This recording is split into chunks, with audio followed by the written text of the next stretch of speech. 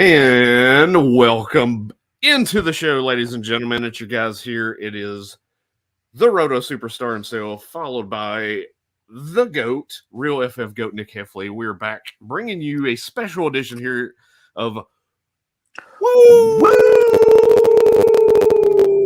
Fantasy. Right here on a Monday night, we're getting everything prepped and ready to go for the Woo Fantasy Invitational League that I commission.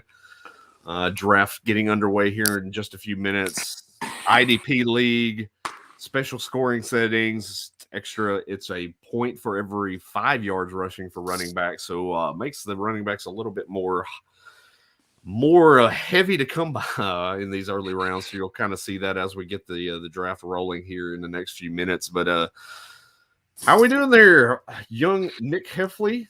Man, I'm doing good. We just finished up our 20th year dynasty draft here right before we got on the call, so my commissionership duties luckily get to be passed to you for the rest of the night here to be able to take this thing on, although I had to run the whole dynasty league by myself over teams. ESPN does it for you. So yes, yep, even though I am juggling it and trying to keep up with some other things, my draft list off the board here. Fine. Trying to do other things and kind of get all the information and stuff out there too. We're trying to make this as interactive as possible. So putting that out there, getting everybody kind of involved in the show tonight if possible. So so we'll kind of talk a little bit here and there through the draft, how the draft's going, strategy, things like that. We're under a minute away now. So hey, you got your boy Jacob Fisk not showing up yet. You want me to text him up there for you? You got him. Shoot him a text there real quick. We've got everybody else in the room except for Jacob at this point in time, but kind of not really shocked by that. So I mean, it's been a hectic month of August. I know, especially for myself, a lot of travel, flex drafts at the beginning, and he's in New York City.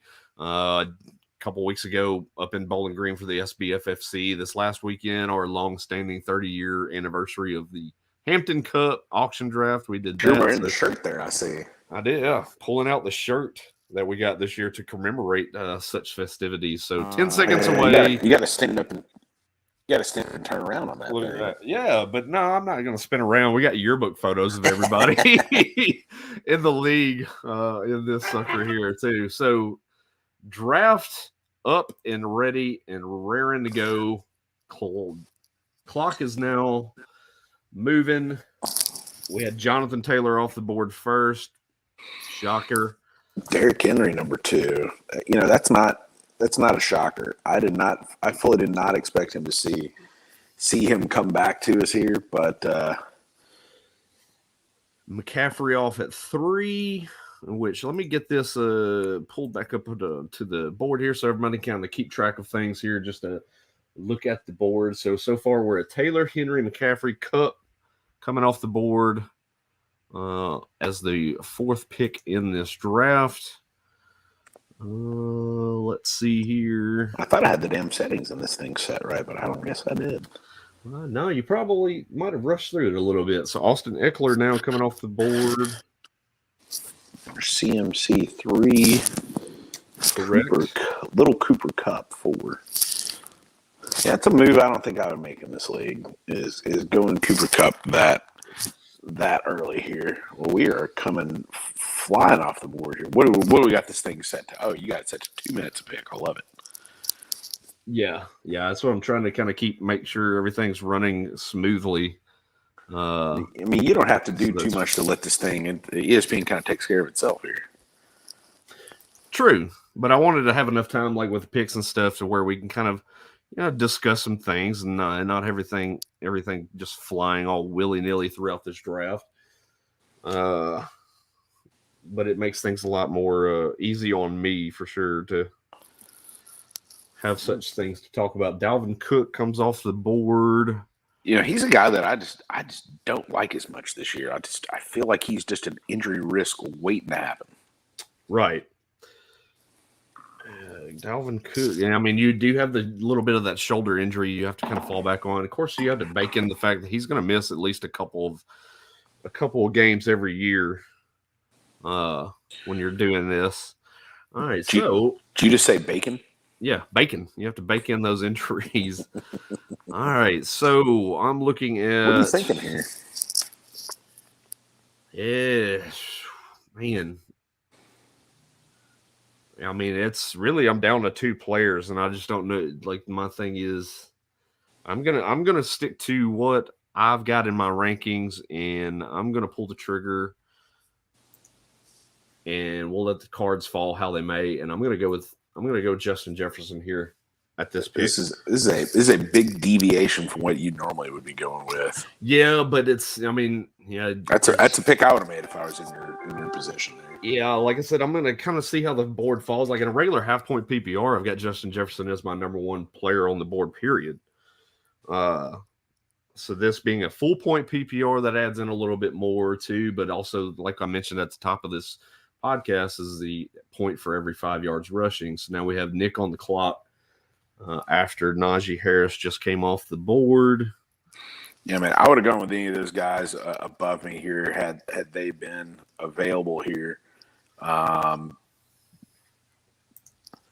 mean, usually my strategy in these types of leagues is to go running back unless somebody like if you had to pick Justin Jefferson and Dante between us here had not gone Najee, I'd have gone with either one of those 2 picks. I mean, those are definitely my guys coming in, but Joe Mixon is got it all where it's at, rushing, receiving, one of the most solid picks on the board here. So that is definitely where I'm going here.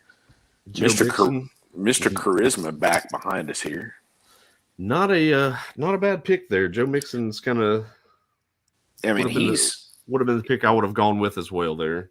Yeah, I mean, in this format with so many extra points, I mean, you can see the board right there. I mean, a guy like Devontae Adams is one of the top wide receivers in the league, scoring about 100 points less than the next best running back there in Alvin Kamara. So, I mean, that's a huge difference week to week. Right. So, like as we're kind of Farley going with Javonte Williams, what a freaking shock! He has been eating his he's been eating him for quite a while now. He did not go with, unless I'm stalled up a little bit here. Yeah, you're stalled up. He went with Saquon Barkley right behind me. Now we got Neil on for 2. Okay, let me get loaded back up here if I did stall somewhat. Yeah, I think you stalled up there, Chief. Oh, see, that's what happens when the commissioner glitches. Yeah. So we got so just to update you, we got Justin at pick 10, Saquon Barkley, pick 11, and then Neil ending up the round with former Tennessee running back Alvin Kamara. Starting the first pick of round 2 here. Going with Deber. Okay. Well, that's what threw me off, is because you said that he took Javonte Williams, and I was looking at it and it said clear as day that he had taken Saquon Barkley. Yeah, did I say that? Yeah, yes. I must have misspoken. That's what had me thrown off a little bit. I'm looking at the board here and I'm going, wait a second, fella. Maybe I spoke the name that I wanted him to. God damn it! And he did take Javonte Williams. So you spoke it into existence. Yeah, it looks like it. So yeah, I mean, Javonte and Kamara were the 2 backs that I would have had here. Had it gone off the board the way I would have liked it. Yeah, I mean, there's a couple of running backs here. So Deandre Swift is definitely a running back that I would have not drafted in any format ever on my end here. I'm definitely going running back with the format here. So Chubb is a consideration. In this format, he smokes it. But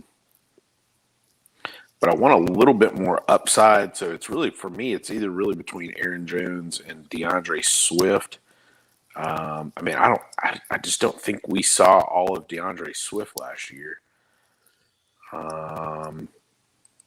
So I'm going to go with Deandre Swift. I have not taken him in any league so far. I've not taken him in any league so far. I mean, I guess he is where I'm going to go here. So Deandre Swift for me. All right. So okay. Heavy running back as expected. We only had 4 non-running backs taken in the draft's first 15 picks. Swift. And then Dante in front of me goes with Stephon Diggs. Putting me now on the clock. Well, I take it you're not going to go with a wide receiver tight end here with the format. I will not be doing that.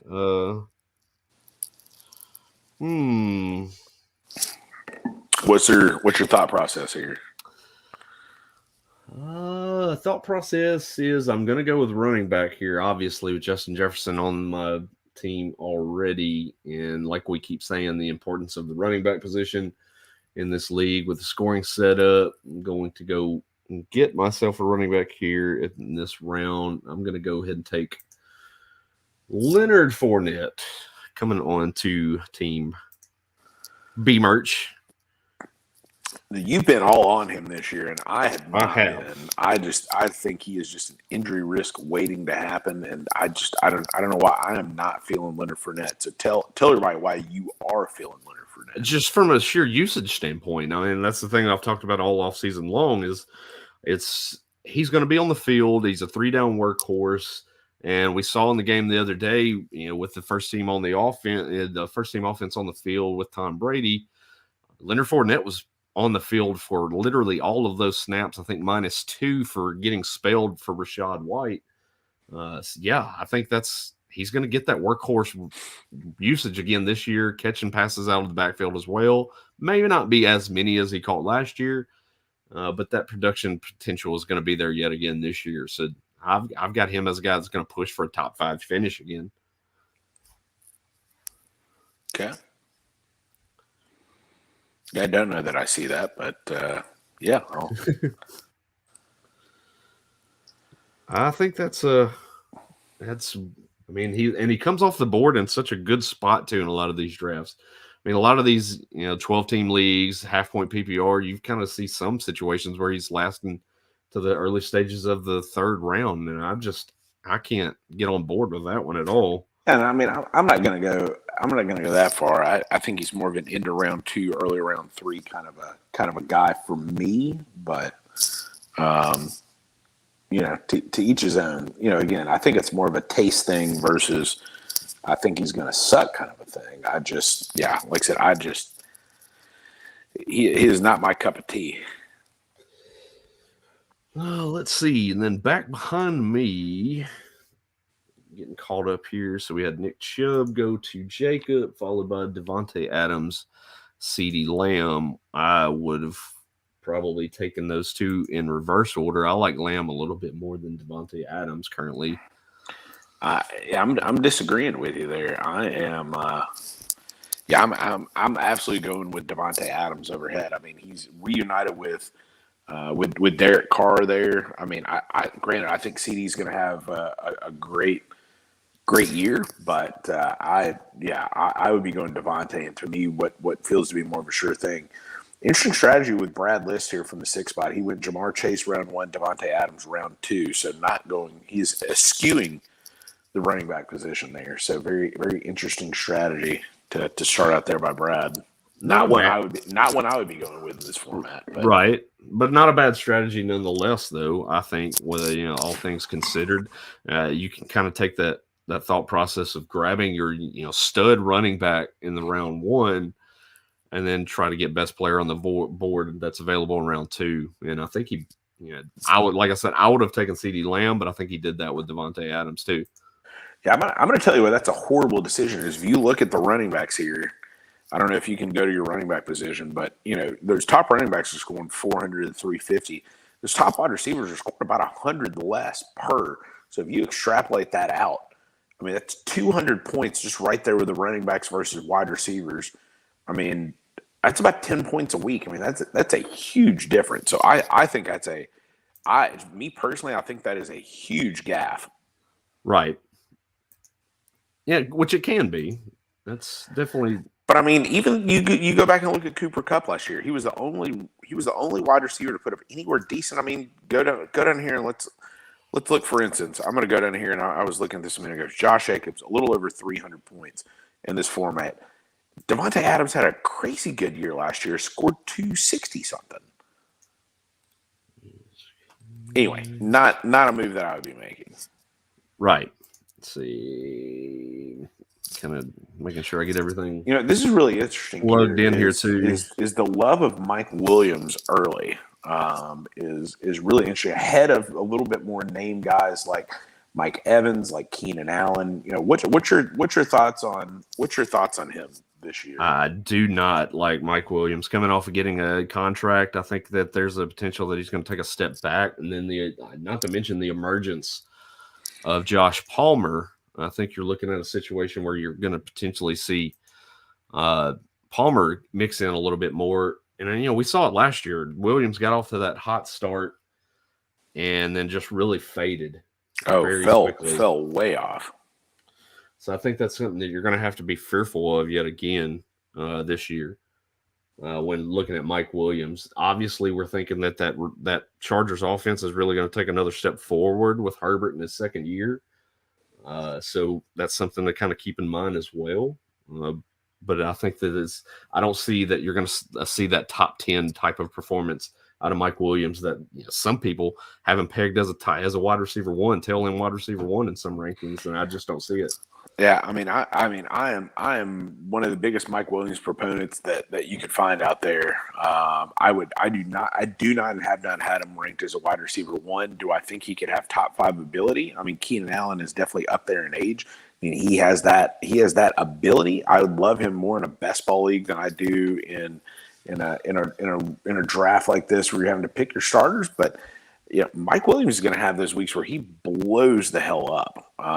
So I got him over the weekend as what amounts to be my wide receiver one. I got him for $30 in our league that I kind of got stuck with him a little bit. But I mean, he is a guy that when he hits on a given week, he hits. Right. He definitely does. That's for sure. And so we had, looking at that, you had Travis Kelsey going here at 27 overall. Yeah, first tight end off the board, round 3, pick 3. You shocked to see him fall that far? I mean, not in this format. In a regular PPR, I think I would even take a look at him in round 2. But the format that we got here, I mean, the tight end position is a little bit more muddled in the middle there. So yeah, I mean, I don't place as much of a value on tight end here as I would some other leagues. Yeah, and especially that you kind of see, we've talked about it a lot throughout the offseason, or at least I have, is that you kind of get the situation where that first set of tight ends, the first 5 or 6 that come off the board, if you pick some of those guys early within those first 4 to 5 rounds, I mean, if you do not hit on those particular players in those rounds, you might as well just kind of wait around a little bit. And my goodness, oh man, that stung. Oh, getting Zeke right before you there. You should have known with the Cowboys fan right before you there. Right, yeah. I had Zeke pretty much queued up and ready to go there. All right, I'll shut up so you can start shuffling there. Well, let's see here. So Mark Andrews coming off the board. Not a terrible pick that I would say. But now I'm kind of waiting out Jacob Fisk here picking in front of me. I already have the player that I'm going to go with, barring how this pick goes. We'll see how things unfold. I don't know who you're targeting about. I hope they'd get taken. It'd be nice to see your draft strategy just unfold right in front of you. See you scramble. I mean, I'm gonna go jump back into that. I'm not shocked by to see Jacob, who is the Tennessee Titans fan, go with the former Tennessee Titan AJ Brown. I mean, I just don't think AJ Brown's going to have a good year. Or if he does, I mean, I think it's going to be much like Devontae Smith last year, where his production is going to be very limited. at the top. I definitely think he's in store for a pretty good year. I'm not doubting that whatsoever. Oh, you've taken him very high in a lot of leagues here. Yes, it's like in our main event high stakes draft, the SBFFC. I took him and Jalen Hurts and did the combo, and got my Hurts AJ Brown position combination there ready to go. And I'm going to go back to the running back board. Next guy off my board, Travis Etienne. Coming on down. Nice pick. Here. I was if he made it back to me, that was probably gonna be my selection here. Oh, there we go. Josh Jacobs coming off the board. Yeah, Etienne. I know. Yes, James Robinson's practicing. He's on the field. But am I worried about him being 20 touches a game, James Robinson, to start the year? No, I'm not. I think you're going to see a lot of Etienne early on, while they kind of slowly work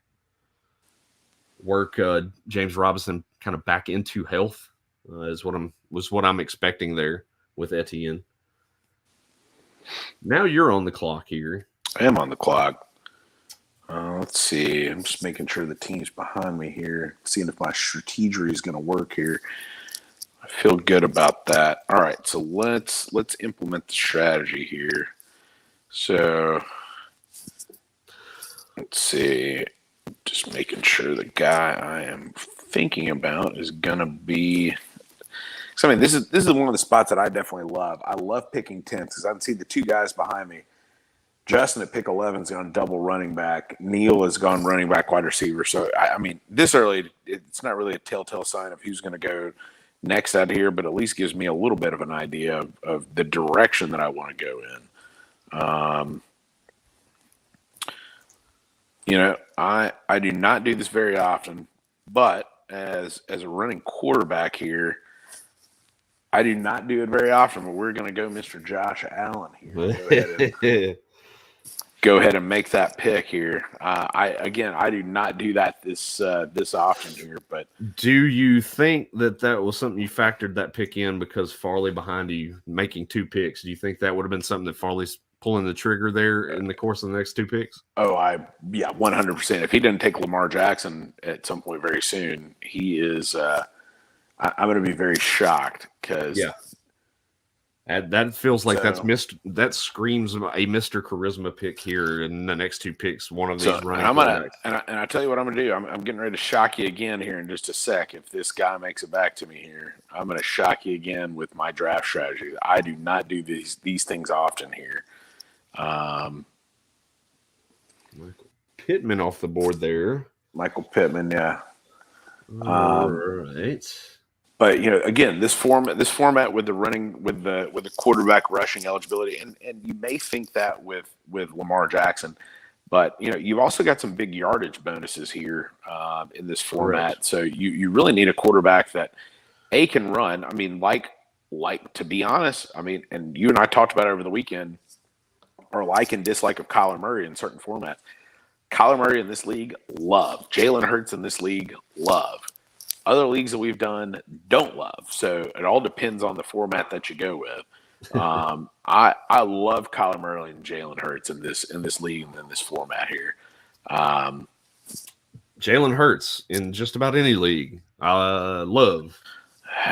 Yeah, I mean, but like the leagues we did over the weekend where it's very heavy touchdown over there, I just don't like him as much. I just don't.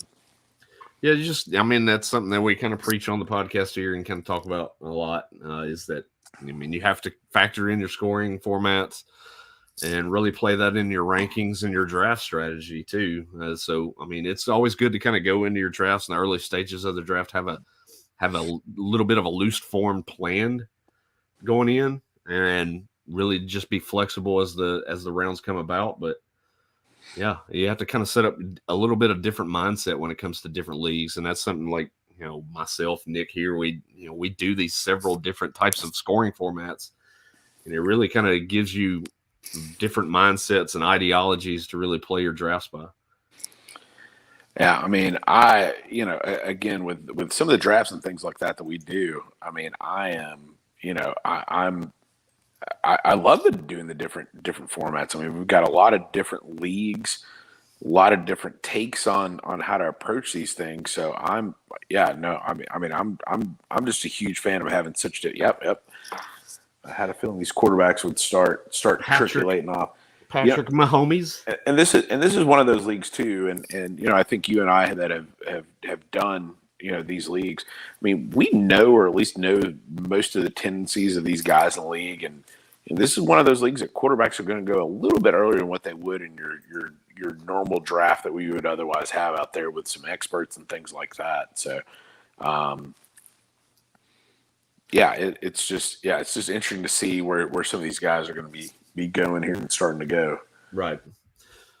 And by the way, too, if you are jumping on and kind of watching us as we go through this draft, come into the chat, jump in there, throw a chat, a little comment into us, shoot us a message, get some questions up. We're happy to. That's what we're here for. Yeah, shoot us some questions into the chat here. We'll answer any questions that we can while we're going through this draft process. Let you know, based on experience, we have done several drafts up until this point. So if you've got drafts coming up this week, this weekend, even in the next week, definitely shoot some questions in here. We'll help you out as best as we can, as normal. We've got, I think Farley's on tilt right now, coming down to the wire here. Do you think he's taking Lamar Jackson? Ooh, does not. Goes Keenan Allen. I wonder if I put him on tilt that much here. You might have. That would be a question that I would like to ask him, because I think that would have been a situation he was going quarterback there. I mean, we did figure out he has he has teams and such things. I wonder if he, wonder if he's available here. So I'm up here. I had thought about really taking it off the rails here and going with a very, very specific player on my end, but I think I'm gonna deviate just a little bit from that. What I was planning on going with. Taking a look at the board just a little bit. There's two different strategies. We got a minute 15 here, so I get to talk just a minute. There's two different strategies involved when you're at a pick like right here.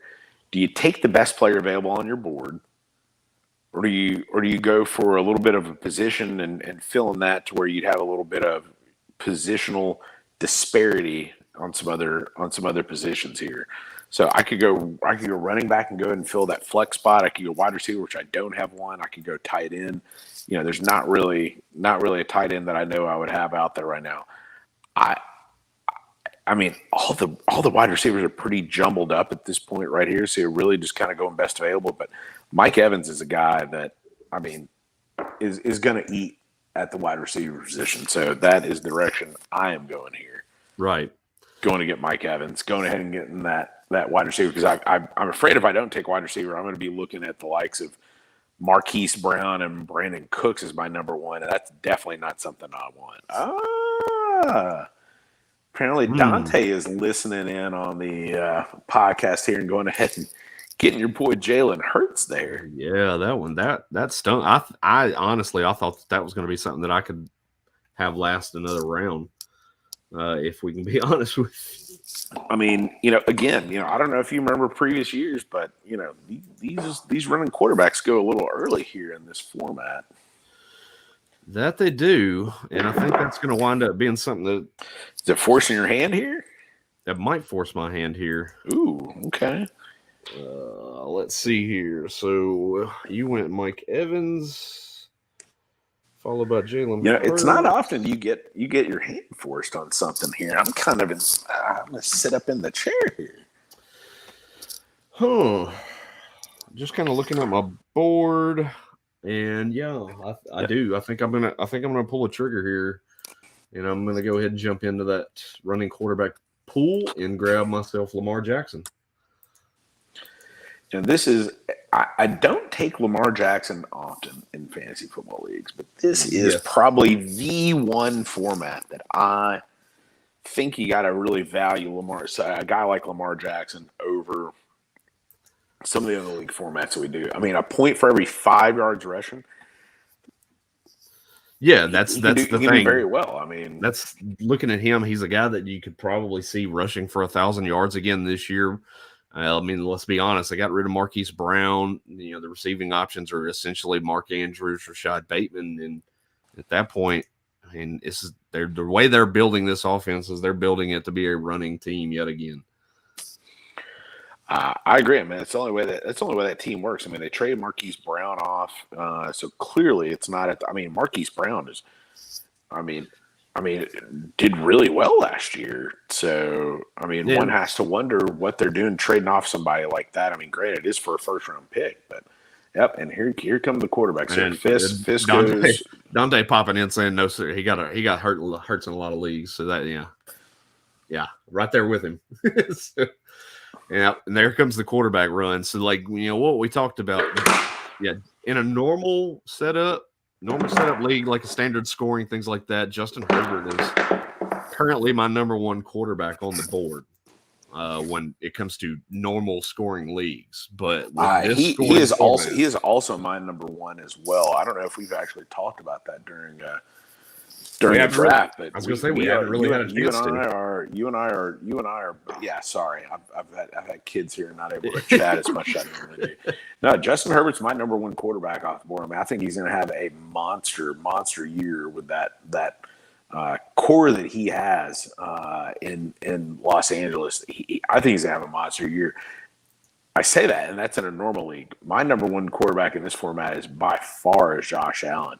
Right. Rushing ability is not that much lower than Lamar Jackson, but his throwing ability and the receiving core that he has there in Buffalo, I think he's going to have an amazing year this year. And of course, still, say what you will about Devin Singletary. It's Dingleberry.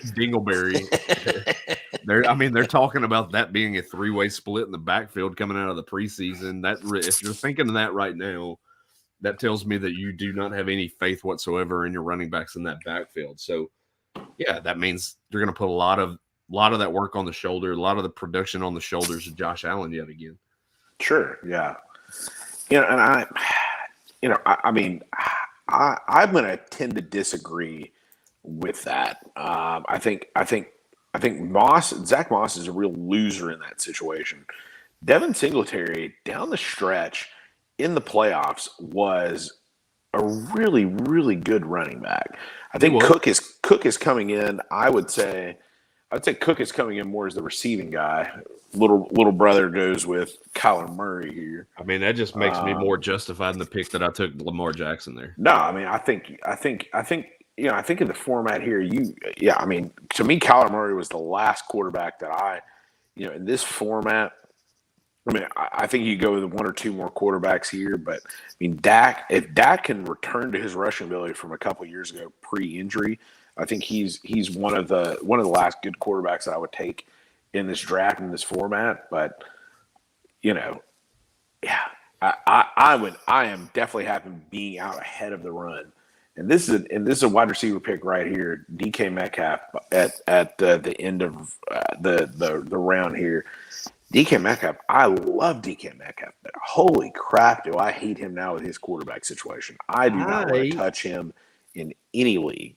Actually, with Geno Smith under center, he was a lot more productive with Geno Smith last year under center. So that if you want to kind of shine a little bit of shining light on the situation, that could be your little bit of shining light and positive news.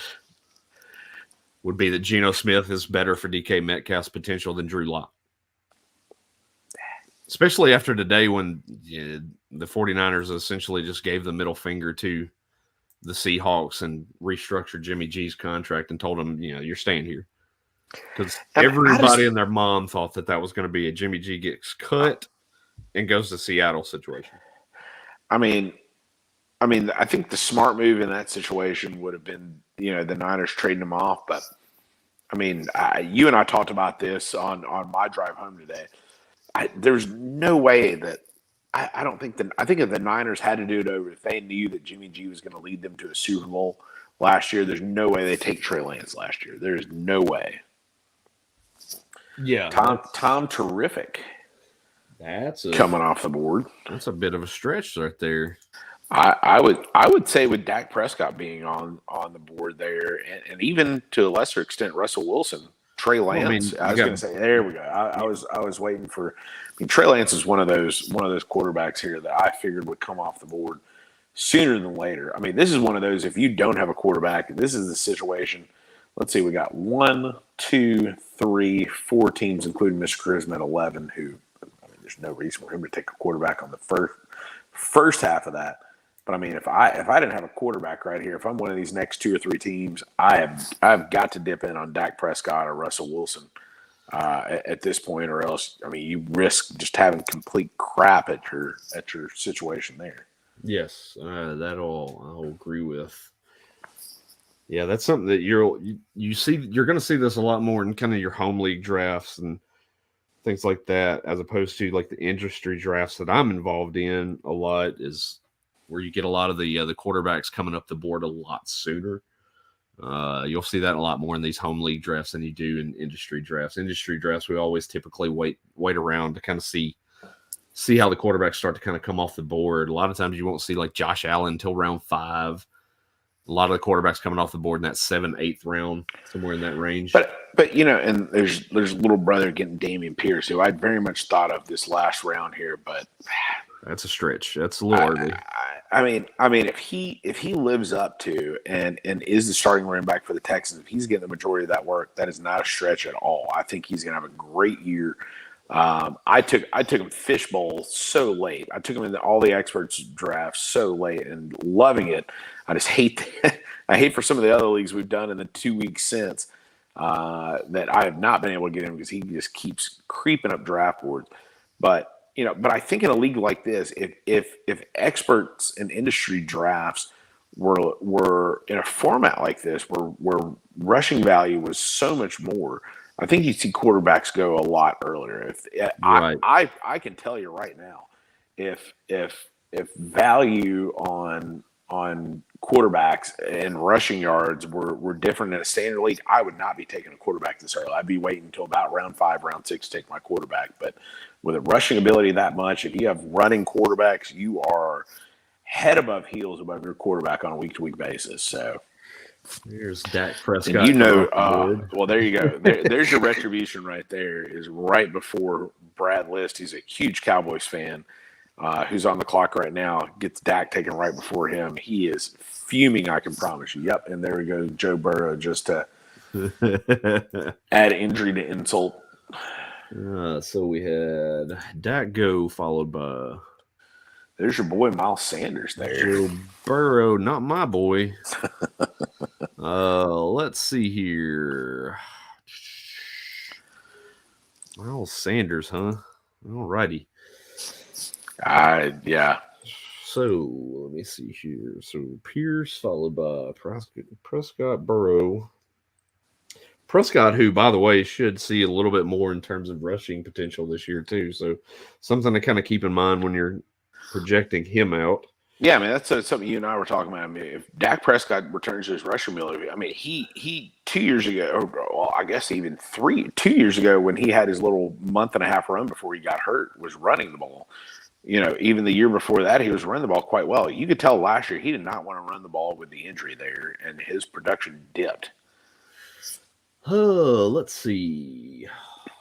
I've been thinking about making this pick as these players have kind of come off the board the last few picks.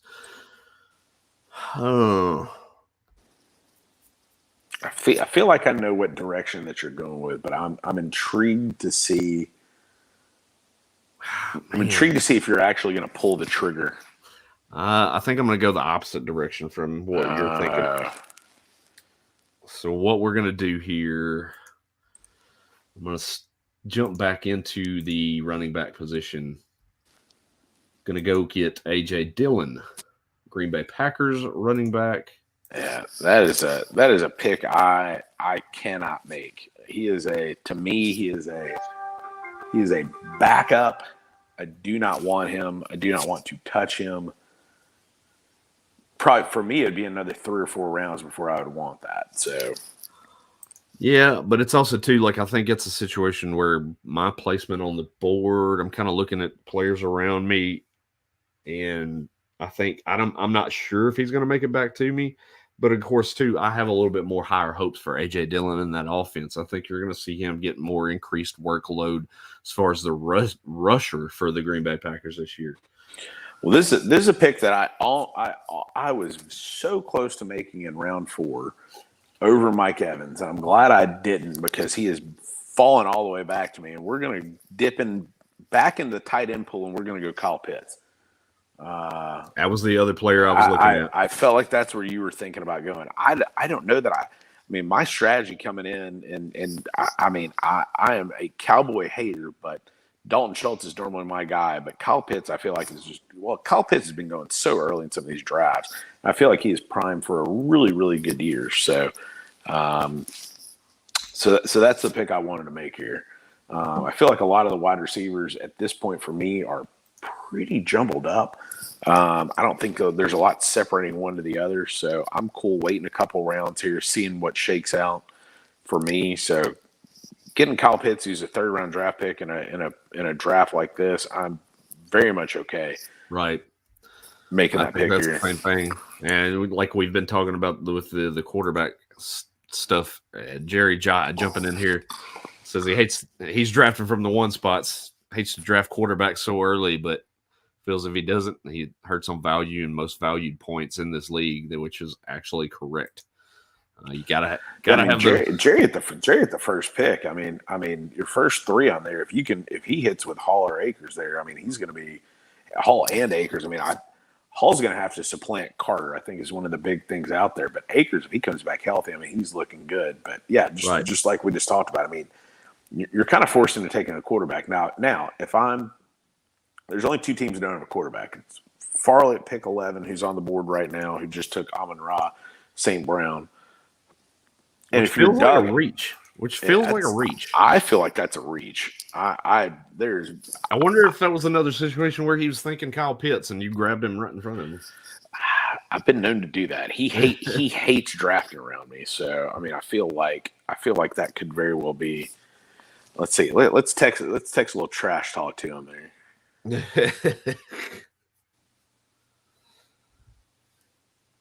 Yeah, I was gonna say you can always jump in there and tell him to hop in here.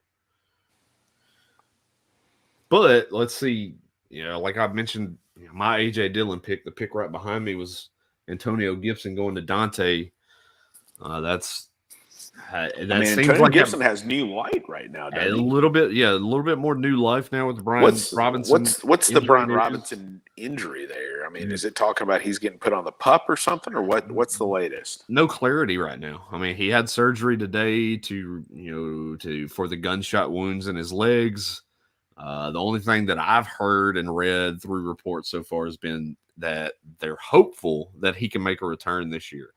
Obviously, they're kind of playing it a little bit safe as far as terms of their wording and what they can say at the moment. You got to play it safe a little bit. So, Charisma says send him the link. He'll hop in here. Oh, hop in on our on our stream here. Okay, let me see here. Let's see. He says that I took Pitts from you and then you took Dillon. So it looks like we both are in on that. I need to get his email so I can send him the link so he can jump in here. I'm sending it. Okay. All right. I was like, I don't know if we need to broadcast that out there. I know, Mr. Charisma apparently has a way with the ladies there to where he gets a bunch of randos sending crap over. Yeah, you don't want that. Singletary to start round 5 or 6 Pollard. That's 6. Tony Pollard followed by Devin Singletary. Yuck and poo is what I'd say to that. I'm not really a fan of either one of those 2 picks. I mean, I do like the Devin Singletary pick. I don't like Tony Pollard. I mean, I was very high on him last year. With kind of how I thought the draft was gonna shimmy and shake out there. But, right.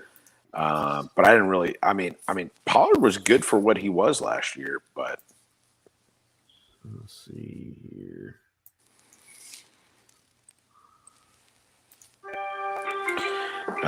There we go. And there's Charisma going right behind me and getting who I have ranked as my number 4 tight end is Dalton Schultz.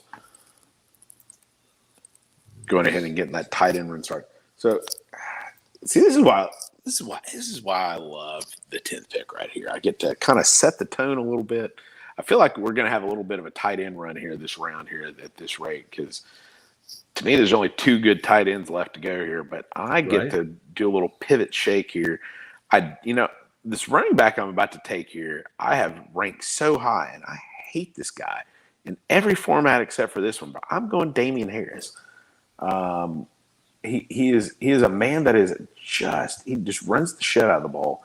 15 touchdowns. He's going to run for 1,000 yards. He's not going to catch the ball, but he's going to be a man week in, week out that they're just going to hand him the rock there. I think Ramondre is going to be a good running back there as well, but Damien Harris is going to get his. And I think with the running backs that are left here, that's definitely a guy that I want to be taking. So I'm going to go Damien Harris. Let's see. Let me get caught up on these last couple picks while I was taking care of that. See if I can get Mr. Charisma in here into the show. Let's see. So we had Schultz come off the board. Schultz and I took Damien Harris. Yep. Yeah, I mean, based on rushing volume, I mean, let's be honest with you, that's kind of a good pick there.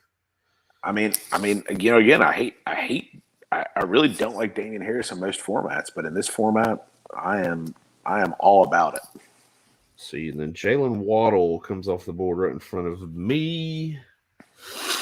Where are you going, B? What's your thoughts here? Let's see here. You got 3 running backs already, a quarterback, and 1 wide receiver. I think I'm gonna jump back into the wide receivers here and take a guy that, even with the quarterback change, I still believe that he's going to be seeing a lot of targets, a lot of work. He's a little scary there. That's going to be Deontay Johnson. Ooh, I did not think you were going that direction. No, so you are workload. not worried at all about his injury the other night. That I take it. No, they said he would have, if regular season game, he would have continued to play. So I'm not worried about that whatsoever. They did the smart thing getting him out of there. And Johnson is definitely a guy that I loved last year. Don't love as much this year, but I think in this little range of outcomes here, I think you're looking good any way you go here. Yeah, the way I'm playing with my board right now at this point in time, I think I'm a little bit more flexible with what I can kind of do with the roster construction here. Darren Waller off the board. Yeah. See, and that's a tight end that I was just not like, he's there, he's on the board. I'm just not keen on Darren Waller. I mean, I think there's too many mouths there in Las Vegas. I agree. Same with the other tight end on the board here as well, and George Kittle. I mean, I think Trey Lance is a guy that's not going to throw the ball a ton. I think Kittle's the number 2 or 3 option behind Debo. I don't know what kind of action he's going to be getting here. So yeah, I mean, if I didn't get, speak of the devil. Speaking of which. Yeah, speaking of which, that's George Kittle right off the board, right behind him. Yeah, I mean, and there's your value at tight end. And there we go. We've got Mr. Charisma in the room here with us now too. Yeah, I'm helping. I got Bill in here doing draft with me too. Got Bill in there in the room with him. Yep. So we've got plenty of the guys that are involved in tonight's draft now here. Man, Mr. Charisma actually on a video here. Wow. Right. He's bringing it tonight. That's what I tell you what, this 11th spot has not been friendly to me. I tell you what, I really love drafting right in front of you. There is no better spot than drafting right in front of Charisma. He's getting his nuts kicked in, ladies and gentlemen. Well, all right. First two rounds. Be honest with me. Would you have gone quarterback when I took Josh Allen? Were you at all prepared to go quarterback with either one of those picks? Yes, I was going Josh Allen, but once you took Josh, I wasn't going quarterback until late. Yeah, there you go. That's what we were talking about when that pick was made. Yeah, and then the quarterbacks flew off the board like they were just going to score 100,000 more points than anybody else. Josh Allen's also the only quarterback. 100,000 more points. Not when if you look at last year's quarterback, after you take Josh Allen, they're within about 100 points of each other, from like 2 to 12. Yeah, if last you look year, at it over the course of, let's see, 2021 season. Let's look. Josh Allen 5. No, never mind. Sorry, that was Jonathan Taylor Thomas. So if you He look, scored at about 150 more. Let's see, Allen 569, Mahomes 504. I mean, you had the top three: Herbert, Mahomes, Allen. It scored over 500. Everybody else was 400. Oh, Tom Brady 530. There we go. Never mind. Stafford had a good year. Who, by the way, is still on the board. Right. That was my pick. Jesus. Way to put that out there. Put that out there for the room. We'll have to quit coaching this old fella up right here. There's only two teams that have a quarterback right now, and I don't think Doug's listening to the podcast. If he did, well, actually, I mean, he's a Georgia fan. If he did want to take that, but if you look at it, like once round 4 started, kind of talking to what Farley said there, round 4 started with Mahomes, and then the course over the next round and a half, you had 4, 5, 6, 7, 8, 9 quarterbacks come off the board in 16 picks. Yeah, which left a lot of value to fall. Yeah, that's where we're at right now. You still see a lot of these players coming down the board a little bit. Yeah. But I mean, I think, unlike a lot of the normal league, I mean, if this, Brandon and I were talking before you hopped on. I mean, if this league was, a point for every 10, my strategy is way different. There's no way I'd take Josh Allen that early. No, I thought Josh was a fantastic. I was going there if you didn't go there. But after Allen was picked, I mean, there's only 2 or 3 more quarterbacks that I even think about. After that, like 6 or 7 of these guys that got taken within 5 or 6 rounds, I'm not taking them. I'm going to be 100% honest. I am shocked like hell that you did not go Lamar Jackson. Yeah, that's what we thought that was going to be the pick there. I had him last year, and he has his big games, but it's the games that he just kills you. And it's that division. I'm really trying to go AFC West heavy on games that are going to be shooting out with high overs. Correct. Yeah, that's kind of the way to attack that, I believe.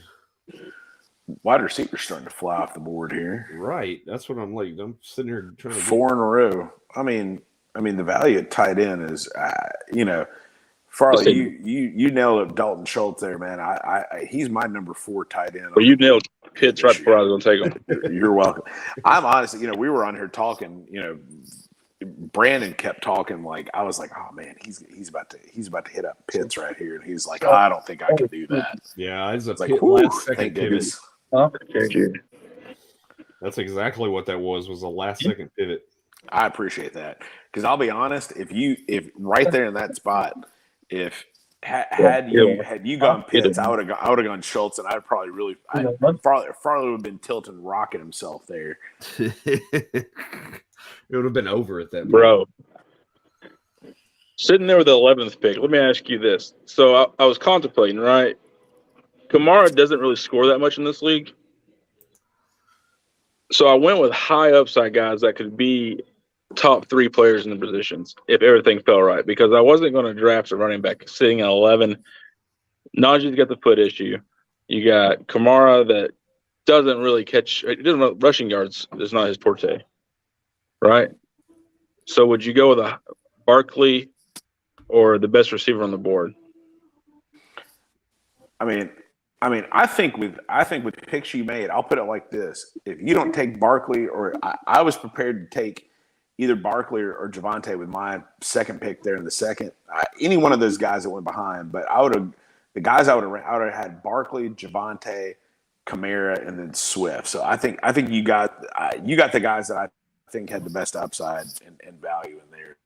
It's what I would not have gone wide receiver in this format. No way. Yeah. I would have went Barkley there too. I had to honestly just kind of like I've been drafted on ESPN. I didn't realize their rankings were so different. Yeah, so janky. I go down to 32. I think where Barkley was at. I was like, where are those at? Yeah, it's weird. That's why I was looking at the same thing. I was like, what? And it's like when I took AJ Dillon, a couple of rounds ago, I had to go get him out of the running back pool because he's not listed in the drop down there. I mean, I appreciate that the rankings are a little bit different, though. I mean, you gotta really go out there and search for your guy. Without a doubt. You can't just go vanilla right down the board. I mean, you got to know. God damn it! How many wide receivers are going to go in a row here? Tell Bill I said go fuck off. That's the situation that we're currently surrounding ourselves in, though. We got 9 straight receivers off the board here.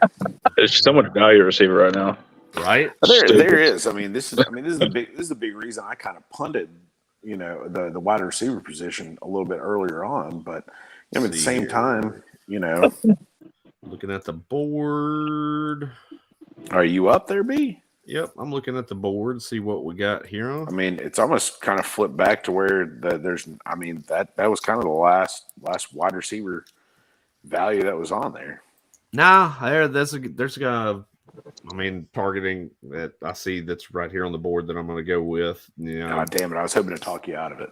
And Farley mentioned it too. He's talking about high upside plays and things like that, and I think that's what I'm going to go with here. And I'm going to take Gabriel Davis. Hey, those big play points are big in this league. I must have missed somebody here. Let's see. Where did I miss? I missed Thielen way back when. Oh, yeah. When we were just rolling through picks. And I'll tell you what, that was a pick that it's not a bad pick there. Dante goes and doubles up Goddard Hurts connection there. Mooney, Cooper. Okay, Thielen. There we go. Goddard was a guy that I'm looking at the board there. I wasn't expecting Dante or Neal to take a tight end here, so I was thinking Goddard might have been able to fall to me in this. Gentlemen, give me 1 second. I'm going to get off. I'm going to hop back on in 1 second. Okay, guys? He's going to the restroom.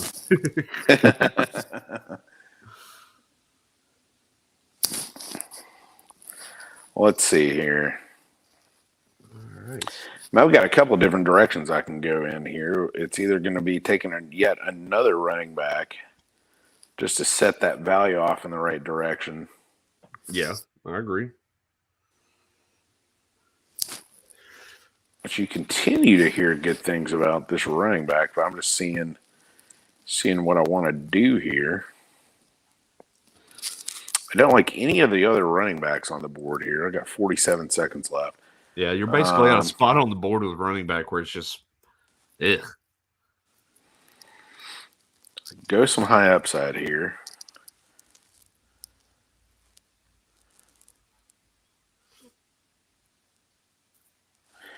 Yeah, high upside, you say. Let's see this is what I like to go behind. So behind me, I've got Neal with 1 wide receiver and 4 running backs, and so I'm pretty sure we're going to have a wide receiver or 2 taken here behind me. So I am going to go with old Allen Robinson here. I have not taken him in a draft. I feel like he's due for a little bit of a bounce back here. All right, now I got to get my board caught up. Yeah, so that was Godwin. That was the guy that I was looking at there as well. It was between Gabe Davis and Allen Robinson for me at my Cooks. Oh, I'm messing up somewhere here. Oh, there we go. Okay, I even missed. Wow. Yeah. I'm going to have to go on the Wayback Machine here. So Marquise Brown. Okay, there we go. All right, now I'm figuring out where I'm fucking out there at. I did not see Ramondre gone either. Farley on the board here. You may have to pause it up for him there if he's gone to the pisser. All right, there we go. Ramondre. Okay, yeah, man. Yeah, this goes back a lot of picks here where I messed up. I was like, all right, Ramondre. Yeah, I mean that was a heck of a little run there on wide receivers. I'd have been fine with honestly any one of those guys picked ahead of me. I don't mind Allen Robinson. I just don't love Allen Robinson. Yeah, I mean, it's is he going to fully take over the Robert Woods number 2 receiver role? Is the thing there. I mean, they've got a lack of. I mean, Van Jefferson's banged up, probably going to be missing some time early on in the season. Allen Robinson, well, I mean, let's be honest, he's a guy that's finally getting quarterback play for the first time in his career. That's very. I mean, look what he's done without it. I mean, exactly. I mean, outside of last year where he essentially just sat on it for the Bears last year. Let's be honest here. I'm pretty sure that he had no intentions of playing whatsoever last year, and it looked like it on the field with his work ethic. Come on, let's all the way caught back up here. Let's see. There's Jerry Judy. And Juju to Jacob. You went Gabe Davis. I think I'm caught up. All right, so got it right in between us there. Then I went Allen Robinson. Probably Chase. That was going to be the pick that I was thinking about making there right between us all there. Right. So Kareem Hunt here starting off round 8 is where we're at right now. Round 8. Yeah, Kareem Hunt, I took him in one of our leagues over the weekend. I was thinking and hoping that he would almost get dealt. Yeah, you would have thought that he still could be traded. I mean, he could be at some point, but I mean, based on how the offseason has gone for the Cleveland Browns, can you really trust anything that they do as an organization right now? Absolutely not. Let's see. So now I got you and Farley both to contend with here on my next pick, and I've already got kind of queued up thought process wise. Let's see. You got 3 and 3 with a quarterback.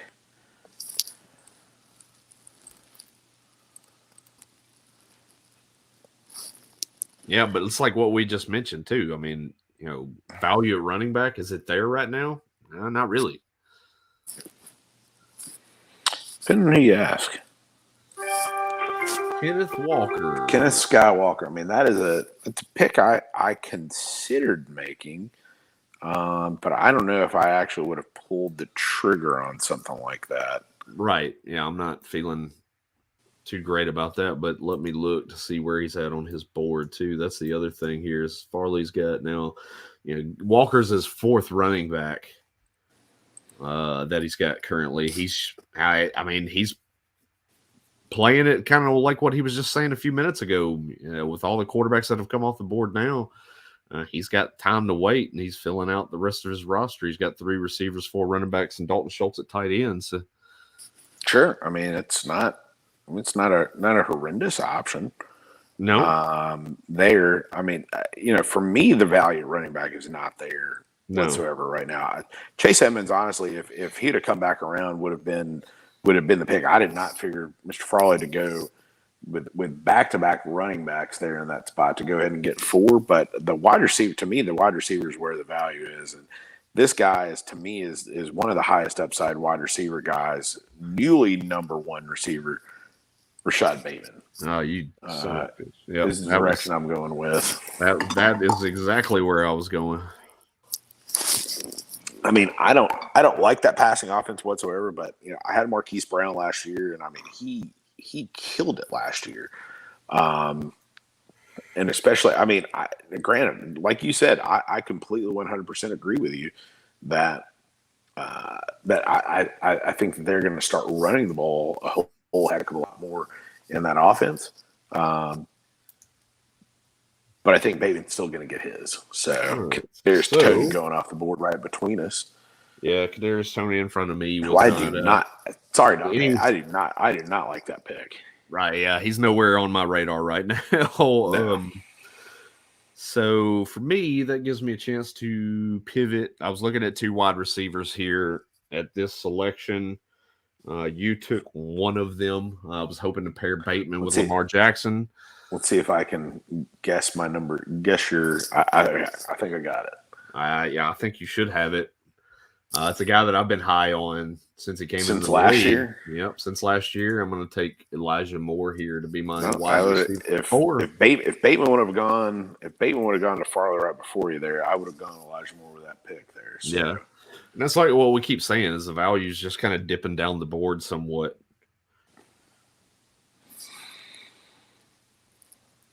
So at what point do you start taking a look at some of the IDPs here? Because that is one of the things we have not gone down and started discussing here.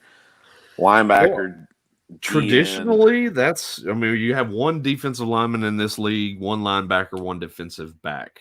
And traditionally, we see the linebacker comes off the board here around this 9th, 10th round, traditionally in these drafts that we've done.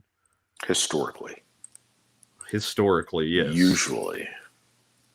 Yes. And it's generally the guy that's picking right behind you there, but he did not go that direction here. Tyler Lockett. No, he went with Tyler Lockett. Would not doubt if Mr. Fisk is taking the first linebacker out the board, which, granted, we don't have Mr. P. Willie Patrick Willis there right behind you there anymore. Or Luke Kuechly was another favorite of his for many years. There's not really that linebacker in the league anymore that is just that guy that's going to go out and just make a crap ton of tackles anymore. That's just that household name. I mean, you got Jordan Brooks as the number 1 ranked guy. I'd be willing to bet half the league hadn't even heard of him. Right, exactly. I mean, that's the thing you look at once you start looking into the IDP players and stuff like that is, guys that are going to get the tackles, guys that are going to get the turnovers when it comes to secondary, or guys that are going to get after the quarterback as far as your defensive lineman.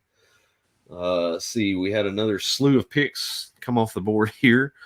Cordero Patterson finally comes off the board. He's been a guy that I've looked at on the board here for the last couple rounds, and it's just I can't do it.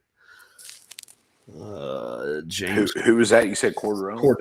Cordero Patterson, James Cook. I saw him this last round and just Christian Kirk. No. Followed by Hunter Renfrow. There's a pick that I thought about going if he made it back that RJ just got is Deandre Hopkins. I mean, definitely not a guy that I am out there targeting, but with the value that he would have had here in about a round or so, it'd have been a good time to take Mr. DeAndre Hopkins, who, I mean, if he'd have been in the league, would probably be a mid number 2 if he weren't missing some time with suspension there. So, right. That's the thing with the James Cook pick, and I'd probably even venture to argue that same point with the Cordero pick is that they're just not valuable in this league. For who's that now? Cordero or James Cook. James Cook especially. Yeah. Just because, I mean, James Cook, you're probably not going to see as a guy that's going to get very many opportunities to run the football. Mm-hmm. And that's where the value lies in these running backs right now. Oh, agreed. Let's see. So just getting caught up on everything. Hopkins, then Drake London here to end the round. Where are you at right Kenny now? Gainwell. Where are you at? I was going to say. Favorite of mine. That was a pick that I figured you would be making this next round here. Possibly. If he would have been there, I would have entertained that potential pick. But so where do you go right now? I'm noticing.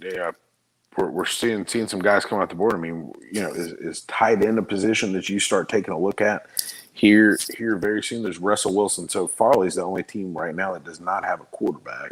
Just depends. It just depends on how these next few picks come off the board. Because let me look at the draft board right now. Pull it up. I've got Joe Nathan has yet to take a tight end. And he is the only team in front of me that's not picked this round. You two are the only ones there. Well, if he's smart enough to listen here, unless I take a backup tight end here and just go ahead and get that off the board. Well, yeah, I mean, you're not going to be taking a tight end. I mean, I don't think you're going to go double tight end this early in this draft if I know well enough. Because is tight end, is that a flexible position in this draft? I cannot remember. I think it is, right? You can in this league, in the Woo Fantasy Invitational, we do flex a tight end. So as opposed to our keeper league, we do not flex the tight end. Still one of the funniest things ever when our boy Neil Lowry back there at pick 12 grabbed a tight end in the first round there, and after already having Gronkowski, and then you can't do that and even start him. So Sure. We got to go back and fix this here. sounds like you're having to do the same thing that I had to do there. Yes, I missed the Pat Freiermuth selection back there. Easily missable. Yeah, I'm not feeling too great on Pat Freiermuth currently. I'm not as well. Freiermuth is a guy that I liked last year, but he's very touchdown dependent. That's the thing with him. So. And I mean, he had a great stretch run last year, with Big Ben, but with the quarterback situation, I mean, they've got so many receiving options there that I just don't like his chances, especially with a quarterback that you don't exactly know what you're going to get with. So, all right, so now we got fix this here real quick. Gentlemen. Kenneth Gainwell. I'll be honest with you. I've drafted a lot of drafts, and I hate this. You hate this draft so far? This is not I don't like to build my team like this. Right. Yeah. Not in this kind of format. Especially with the missing on the quarterback early on with that run, right? I mean, all that, and you still take, you're the only team left that doesn't have a quarterback. I mean, you still got, Yeah, I'm still not. I'm not even going to say the name anymore, but you still got one or two. I mean, you almost go back to back quarterback, and one of those two are going to lock your position up. So when you look at it there, I mean, you got the first three names on the quarterback board. I'd be happy with any one of those three. Let's see. Okay, but we do have. But Fisk apparently is listening to the show and has gone ahead and taken his backup quarterback in Aaron Rodgers. now Farley, we got Farley's doing a little rock over there, doing a little rocking over there. I'm all right. I was going to say Dante's one of those guys that could easily take a backup quarterback right here. I don't think he would have been targeting Aaron Rodgers myself. Farley's not an Aaron Rodgers guy, I don't believe. He's not, no. There's plenty of. But the fact that somebody took took a backup though is cause for concern, I'm sure. True. Now, myself, I'm going to finally go ahead and take this tight end since Joe Nathan did not get in there and grab his tight end. I'm going to go ahead and pull the name Zach Ertz here. Zacharias Ertz. That's what I was wondering. Somebody took Freiermuth earlier. Who the hell was that? Yeah, that was, I think, RJ at the top of the board. No, Jerry took him. Jerry took him at the top of the board. Yeah, RJ does not have a tight end. Neither does Joe Nathan. That's right, yeah. Jerry. That's why I didn't want to mention that I was targeting tight end there and that Zach Ertz was likely going to be my pick, was because I figured Joe Nathan, in Joe Nathan fashion, listening would be the guy to take the player just because I mentioned him. It's a good Heffley move right there. Yeah. I would absolutely endorse that. Yes, draft off my board. Don't draft off your own. But I would be remiss to say I haven't mentioned this while we've been doing this show. Back-to-back years, it's been myself versus Mr. Charisma there in the championship game. So we're doing something right. Yes, sir. Even though Farley hates his build right now. Yeah, I'm sure whatever crappy quarterback he's about to take is. I'm not taking quarterback. Just letting you know. Might as well keep letting it slide. He's gonna let it slide, thinking he's getting all smart, and then half the teams in here who don't understand how to build a roster are going to take their backup quarterbacks, and Farley's going to be left starting Ryan Tannehill. You're probably true, but I'll live with it. I'll just figure it out there, boys. We'll figure it out. We'll figure it out, fella. Yeah, we'll shake a stick at it, see what happens. I need to get one of these flex running backs to hit on me. Yeah, I mean, I saw you got four of them there already. So I am. Let's see. I've got a couple of different guys I'm deciding between here. So are you in on Chase Edmonds prior to the Sony Michel release, or does that news make you more in on Chase Edmonds? Well, you knew before the draft or before that news. I talked to you last week about it. I liked Evans around the 8 to 10 rounds. Yeah. But that makes it even better when Sony Michel got released. And then we saw his backfield teammate, Raheem Mostert, just come off the board in the last pick, going to Dante there. I know, a lot of times people talk about you chase the money, and that's what a lot of people are doing. Chase Edmonds, they paid him the money to be the guy in the backfield, but I don't trust Mike McDaniels. I think they're going to split that workload in that backfield, and it's going to be kind of a headache most weeks. It's very well possible. I mean, that's why he goes the 8th round versus the 4th to 5th round. Exactly. That's why he's available at this point in time. Yep.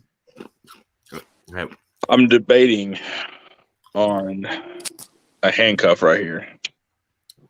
A handcuff? Oof. I know what you're going to do. Because Joe Nathan loves this guy. Oh, I know exactly what you're talking about. Oh, I know exactly what you're talking about, too. You're going to go with Matt Breida. Devontae Smith for Mr. Heffley there. Yeah, I'm looking back here. Now, granted, I know now Farley's going to get a wide receiver here, at least one of these picks. But I'm looking back too, and Neal has one wide receiver through the first 8 rounds, so he is 100% going with a wide receiver here at some point. So I'm going to go ahead and get that knocked off the board here before he starts picking. Right. So Farley goes with a very Farley pick of Traylon Burks. I'm a believer, brother. You are a believer in Traylon. I will give you that. I've seen you pull that name so much these last couple of weeks. Oh, Mr. Joe Nathan down there himself.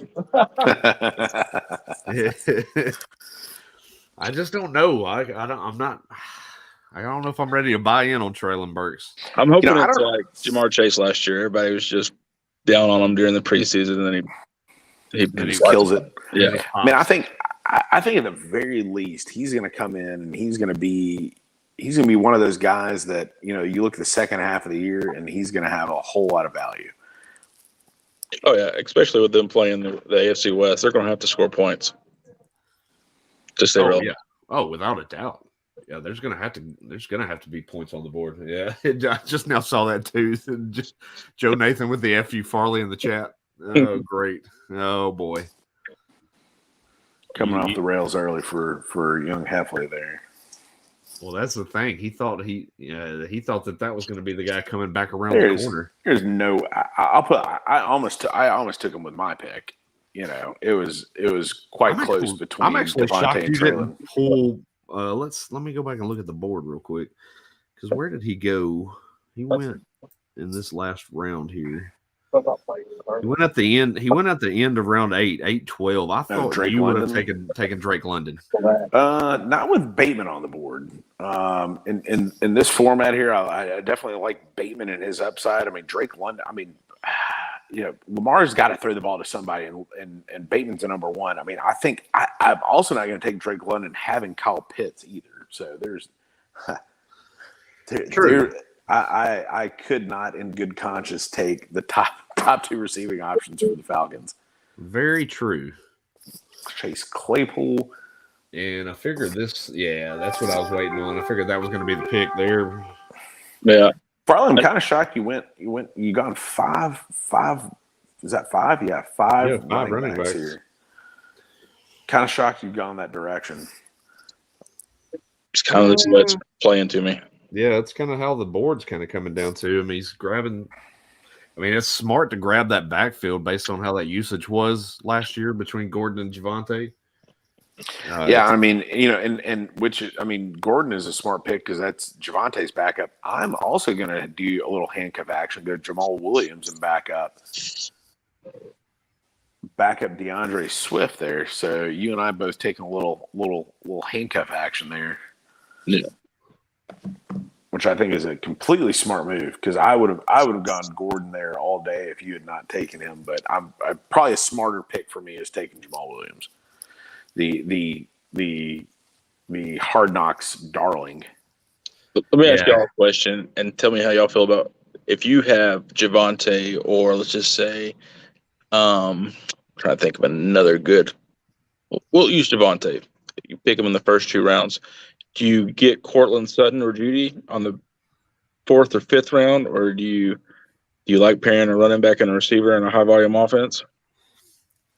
I mean, personally, myself, I don't mind it based on the offense in general. But I'm also too more of a guy that I'm going to play what's best player on my board.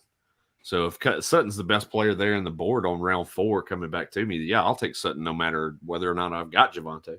Right. So that's I had Cortland ahead of St. Brown and Allen there. I completely disagree with Brandon. What's on every front? I am not a best player on the board available. I am a team building kind of a guy. Yeah, but it factors in both ways. I build my team by taking some of the best players available. Sure, yeah, but on my end, I just like with you, hey, a better pick may have been, getting this guy and not getting quarterback. But if it screws my quarterback position, I'm not going to do that. I personally, I don't have Amon-Ra St. Brown ranked as high. I think he had a lot of play in an offense last year that they had a bunch of injuries, and I think that's why his numbers were ballooned so much. I would have gone Cortland Sutton. That's me. Yeah. I would have definitely gone with Cortland Sutton there. We got another. We have another backup quarterback off the board there. There you go. Probably starting to get a little nervous here. I told you Dante was going to get that backup quarterback. Farley, were you targeting Justin Fields at all? Honestly, he did cross my mind. I got him last week in the keeper league. Oh man, I'll be right back. Oh, let's see here. So for me, looking at the board, so I'm 3 running backs into my build. I think I'm going to go back in and jump into the running backs yet again. This time I'm going to go and grab. I'm going to have to go into the running back pool to get him though, and I'm going to take Michael Carter here. Yep, I knew it. Thank you. You just crushed every ounce of Bill. Little heart. Yeah, I mean, he's still technically, whatever you want to use that verbiage, he's still the RB1 for the Jets currently. There's some news that broke earlier today on one of these running backs, and I'm just praying he falls to me, and I'm going to bank on it happens. Uh-oh. I'm not sure I know what news you're talking about. Well, we'll see what happens here. There's still quite a few picks in front of me. Yes, we've got to wrap around the board to get it back to you there. Yes. So me at pick 8, you mentioned you said you at pick 11 kind of you're hating that pick 11. It's not being too kind to you. No, I took Jefferson at 8. How do you feel about going wide receiver, especially in this scoring format in the first round? At 8, let me pull it back up and see what we looked at. Where's Zeke and Destroy?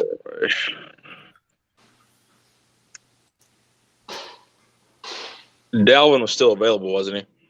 No, Dalvin went in front of me, I believe. Did he? Yeah. To go back and look at it. I mean, Jefferson at 8 is not a bad because you're going to get big play points, right? Yes. So, I mean, if you're going for receiver, you're wanting to go to a receiver that's going to get you like those 50-yard bonuses. So, I mean, if you'd have fell to me, I would probably win Jefferson there myself. Yeah, that's the thought process. I mean, it's like what I mentioned too. Like in a half-point PPR setup, I've got Jefferson as my top player on my board right now. Yeah, because I had Jefferson right behind Dalvin, and then with Najee's news with the foot, I had him bumped down, and then I had Saquon behind Jefferson. Ah. Yep. I was actually glad Najee went before me because I didn't want to. That was a tough call to make. Bro, I'm right there. I'm right there with you. If Najee would have been there, I'd have had to go him over Joe Mixon. So I would have still went with Mixon there if those two players were on the board and I was looking at those two. Michael Carter Michael Carter. By you. A there B? Yeah, took Michael It's Carter. not a pick that I think I've seen you make in. I don't think I've grabbed Michael Carter in any draft yet. No. Isaiah Pacheco coming off the board finally. I've been waiting on that one to kind of rear its head. Bill's been listening to the podcast. How many rounds we got? How many rounds we got to this thing? Is it 22? I believe it's 20 on the nose. 7 backups. Okay. I for some reason did not have my, as usual. I just realized what my settings were. It's one of those things I thought I had this thing set quite a while ago, but apparently I did not.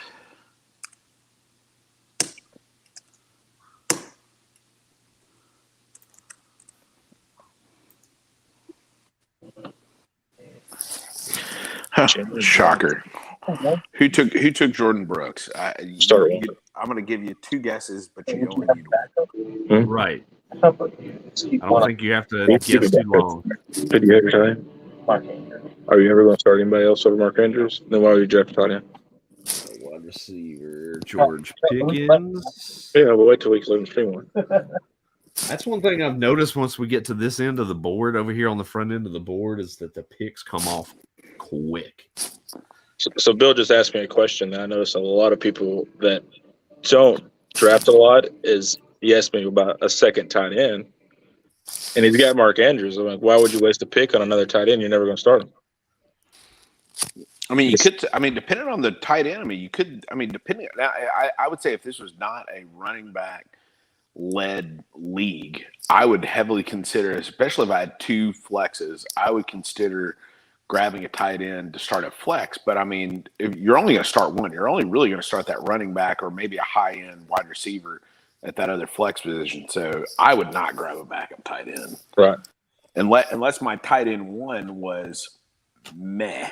Yeah. That was going to be my answer. If I'm getting a back end of the tight end 1 type guy, then I'll probably grab a second tight end and play matchups. Mm-hmm. But, like I've got Zach Ertz. Zach Ertz is probably one of those guys that's right there at the end of a tier that I have full confidence in on a week in, week out basis. He's going to ball out until Hop comes back. Yes. Farley, getting nervous here, man? We got some quarterbacks starting to go off the board here. Oh, I'm okay. I say, we're about to see a man go on tilt live on the podcast live on the internet on YouTube on the Woo Fantasy YouTube channel. But the thing is, a lot of these guys are going to get some of these quarterbacks that I just don't. I mean, especially in the scoring format, why go get these guys? I don't know. That's what I'm figuring out. Like, it's all right. J.D. McKissick coming off the board. There goes Stafford. I've been waiting for that name to come off. Joe Nathan grabbing Stafford here. I mean, I just don't understand that pick. I mean, with Kyler Murray, I mean, that's great. Unless you think you can deal him off. I mean, that is a move. Well, that is a move that, somebody gets hurt. I mean, you're going to be able to deal with these quarterbacks for some pretty high value there. So I'll say this. That did not work for me last year in this league. I had Justin Herbert and Jalen Hurts. I tried to move one of the two, and nobody wanted to pull the trigger on a deal. Justin Herbert winds up being, if I'm not mistaken, he was the QB1 in most formats. Not in our format, I'm not sure. Right. I think it's Josh Allen. Josh Allen was number 1 in this format last year. He was very close, though. Yeah, he was very close.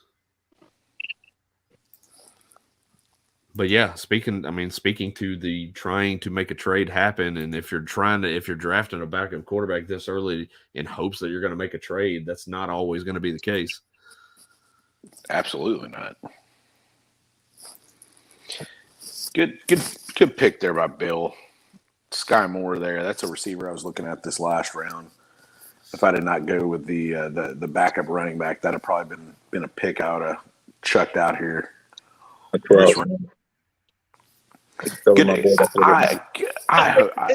hope that he'd have made it back and just sniped you again. God bless. It's nothing like taking a Farley pick right in front of him. That's an interesting pick. The Micah Parsons project. Who's JPP? Who's JPP? That's Brad List. He's a Cowboys fan, ain't he? He is a Cowboys fan. Very much so, yes. He got Joe.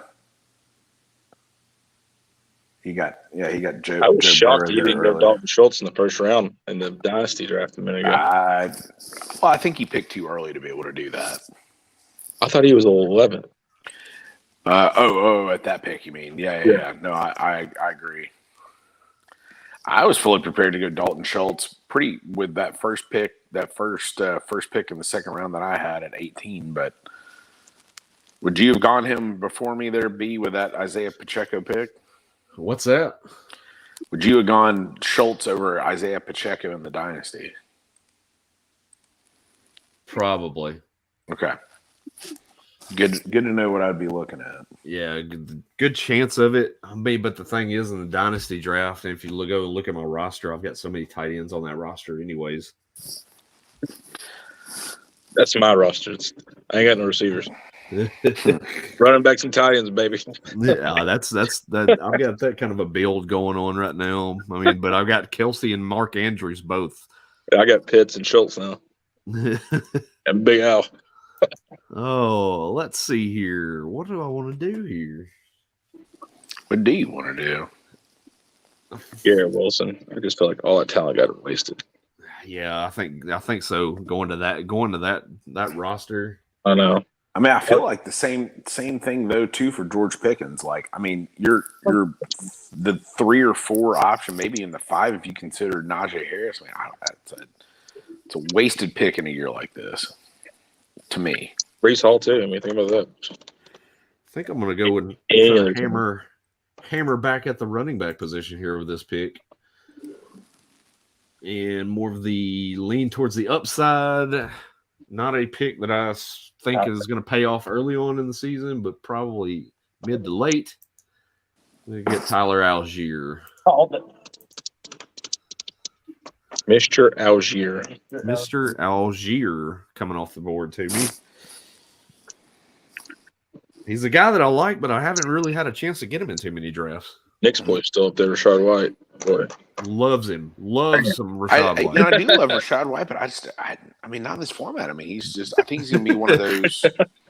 I think he's going to be one of those. I mean, I honestly, I had Tyler Algier valued way higher. Yeah, just for sure rushing like potential. This.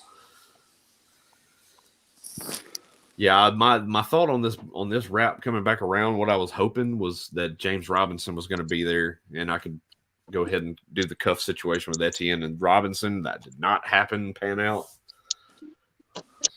So I had to pivot.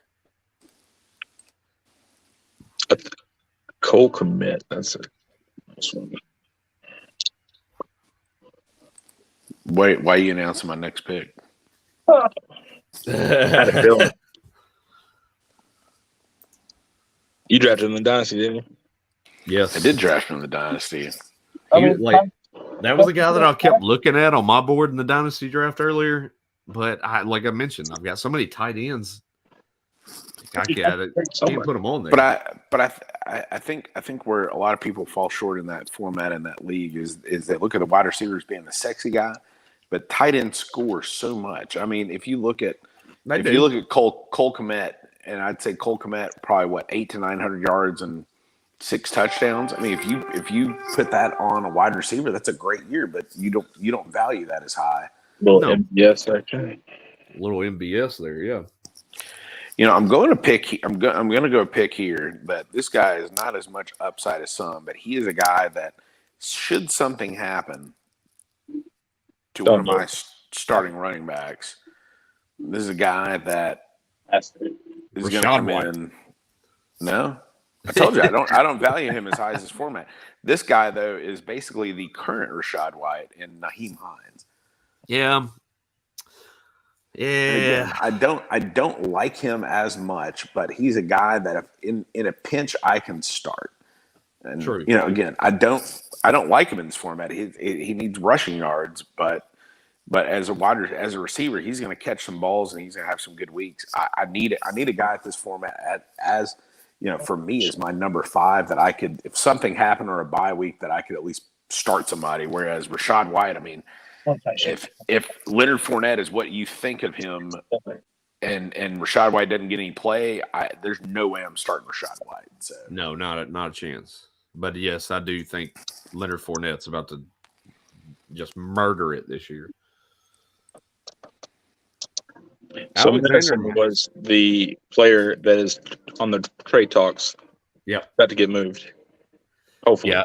12 teams calling and trying to check in on him earlier today, and that spurred a lot of talk on Twitter. I had some back and forth with some people as far as the handcuff to grab behind Cook. It's Ty Chandler now. A lot of people are still thinking Ngawanu is the guy to go get. Chandler looked good enough. Chandler has looked great. I mean, that's the thing too. Like, he put such a great tape on film last year playing in North Carolina. Not a lot of people really saw it. And of course, a lot of us that are Tennessee fans are like, that's Ty Chandler, who was wasted under Coach Gump for 2 seasons. Idiot. Coach Gump. Handing out the McDonald's bags, which now we shouldn't even be getting penalized for with NIL contracts. I'd love to see Madison go to the 49ers. Ooh, man, that is not a destination I've heard yet. That sounds kind of nice. Neil. I think everybody and their moms would wish that the Falcons would make that phone call. Yeah, I mean, except for you that just took Tyler Algier. Yeah, exactly. I mean, I hope not, but like the 2 places I think, for some reason, I don't know why, but the 2 places that I've got in mind has been Philadelphia and also New Orleans. I can't see either of those. We got a back-to-back Wow. wide receiver run for Neil for the Cowboys wide receivers of Michael Gallup and Jalen Tolbert. That's something. I finally got his quarterback there. Oh, did we now? Let me look. Let's see. Derek Carr, upside. Banking on that big year out of getting Devontae Adams in that rotation now. Well, luckily for me, this guy's way down everybody's board, but on ESPN. But he is top of my board, and it's perfect time to pluck him. My boy, Romeo Doubs. Oh, okay. Steam's really fallen from him lately. It really has. Dubs?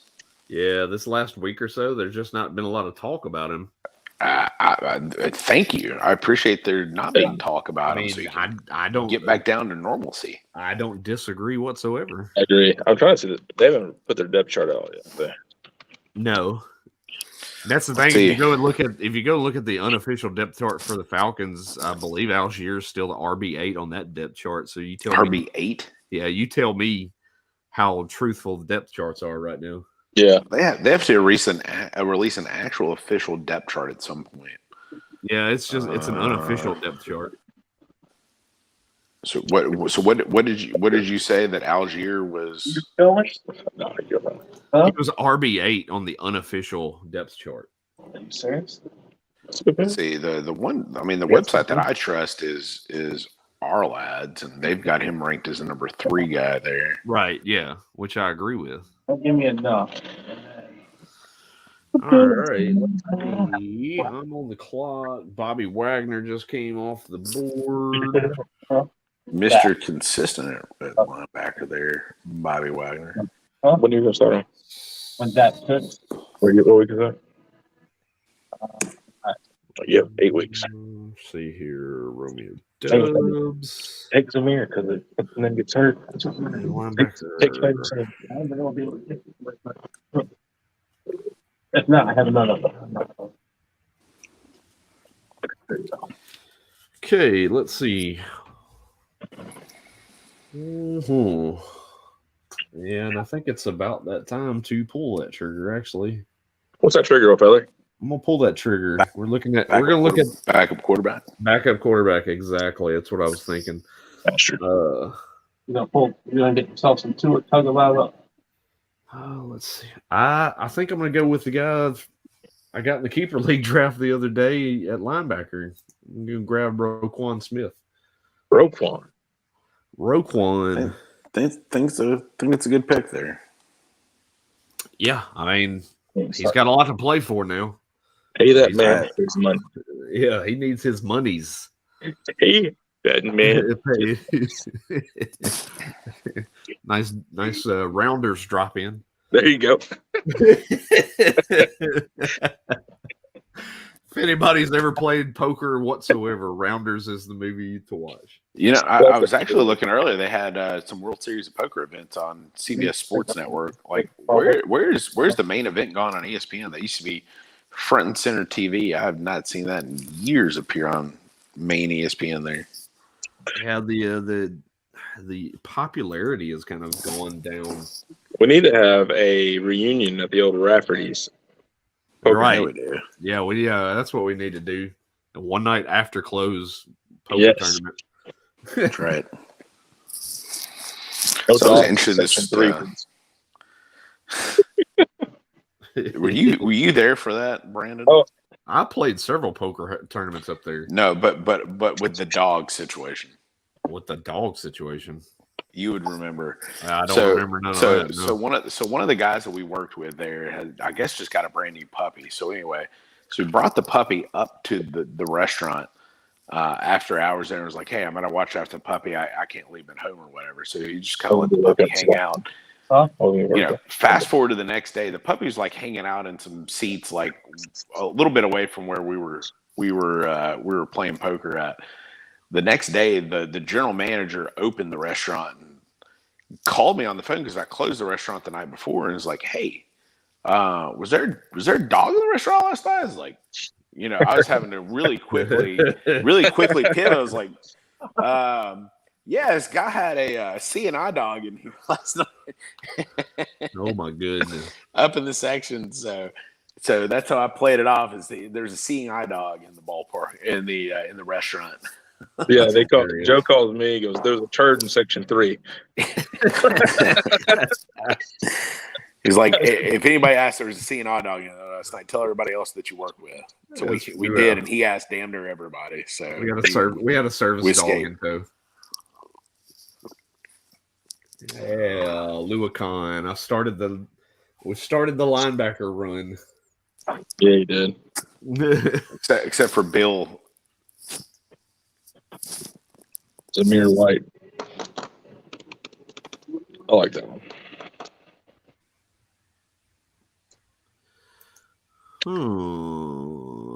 The linebackers don't really go as much as since you dialed the points back last year. Yeah, since I kind of changed it and got it what would have been corrected, they were scoring like twice as much because they were a little bit wonky on the scoring there. Yeah, which is but yeah, the scoring format as it goes right now, though. So, well, it's good that I caught that though. Was the bigger thing is that they were getting scored twice, basically for the same stat. Yeah, I mean, you'd have linebackers 30, 40 points sometimes. That's where the value was there. I mean, I always went linebacker early in this thing because that's you kill some people in there just with your defensive guys. For sure. It ain't nothing to lose on a money nightmare to middle linebacker with 15 tackles. Or a DN with a sack fumble touchdown. Jesus. Oh my God. Yeah, those are tough beats. The best beat ever, though, I still remember when Vic threw for like 4 touchdowns on Monday Night Football. No. Oh, it was 5. No. 6 touchdowns. Yeah. Michael Vick had. I was like, I need Michael Vick. Let's say, what's the Madden numbers I need to do? I need like 300 rushing, 100 receiving, and like 5 or 6 touchdowns with some bonuses. It was like first half he had 295 and 4 touchdowns the first half. Yeah, that's ridiculous. And then that next day I went to go buy a Michael Vick jersey and saw him 2 days later and rolled that thing out of the jacket. Yes. Oh man, he's so pissed, and I still got that thing. Yeah, that was the worst time ever. And what was a little known thing from that is I wound up, because of that win, and I mean you would think it's so insignificant, but because of that, I got a buy, or I think I got a buy because of that. I think is what it was. And if I didn't get that buy, I would have lost in the first round. Because of that win, I won the league that year, literally because of that one win and that comeback. Yeah, that was definitely a helpful thing that week. And I'm pretty sure, like, fairly positive I still made the playoffs, but didn't. But you did not do well. No. Bills. There's Cole Kmet. There's Cole Kmet. Jonathan's number 1 tight end. Not a bad one. I would venture to say. I mean, if you want to go by what we saw in the preseason game with Fields the other night, he was looking at Kmet like crazy, and then catches him in the end zone too. See the brand new Darius Leonard, aka Shaquille Leonard, yeah. Mike Gesicki, who's been the talk of trade discussions the last few days. You're about up here. Yeah, I'm trying to get everything back kind of situated here. Is Cole Kmet, situated. So I got my pick of my linebacker that last round. Him or Nick can get it. I hate Justin right here. Damn right you hate drafting right here. I'm going to pluck every one of your freaking guys. Damn you, Scooby Steve. Damn you, Scuba Steve.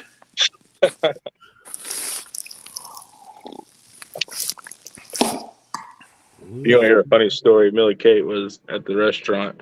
You know how they have the little hand sanitizers where you just put your hands underneath them and they spray? She thought it was water. I walked her face on it. Oh no. Bro, it was so, but she was screaming. Like, I bet it stung. It was right in her eyes. I felt so bad. I was like, I'm such a bad dad. Why don't let that happen? It's like, you okay, honey? You okay? Yeah. Okay, good. Now I can laugh. Oh, man. I felt so bad.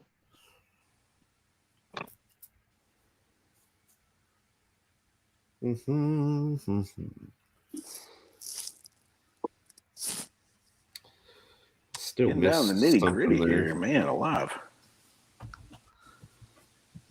Fuck. Yeah, I think he's out of the room. Yeah, I think it's about that time where Jacob's like, all right, let's auto draft. Yeah.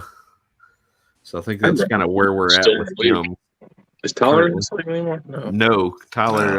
I took it over from him. Well, but I mean, you were in the league though. But that's why I couldn't remember earlier if he had continued on and just said, "Hey, I'm going to give you the commissionership there, but I'm going to still, I'm going to still be in it." But I guess not. I need to look at the board here and figure out Derwin James there. Well, that's the auto. Of course. Oh, is it okay? Yeah. Is he on it? Yeah, he is on it. Well, look at that. Well, look at it. Would you just look at that? Look at it. Would you just look at it? I am going to. I'm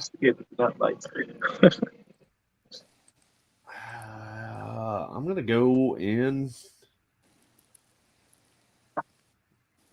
Got an idea of what I want to do, but the first pick I'm going to take here is I'm going to go with Jacoby Myers. Oh, Jacoby. You definitely Jacoby there. I will be honest. That is the direction I was probably going to be going myself right there. Yeah, that's just. I think it's the first time the entire draft, and we're only in round 13. The first time the entire draft that you sniped me. Well, good for me. I'll take that as a win. Minka.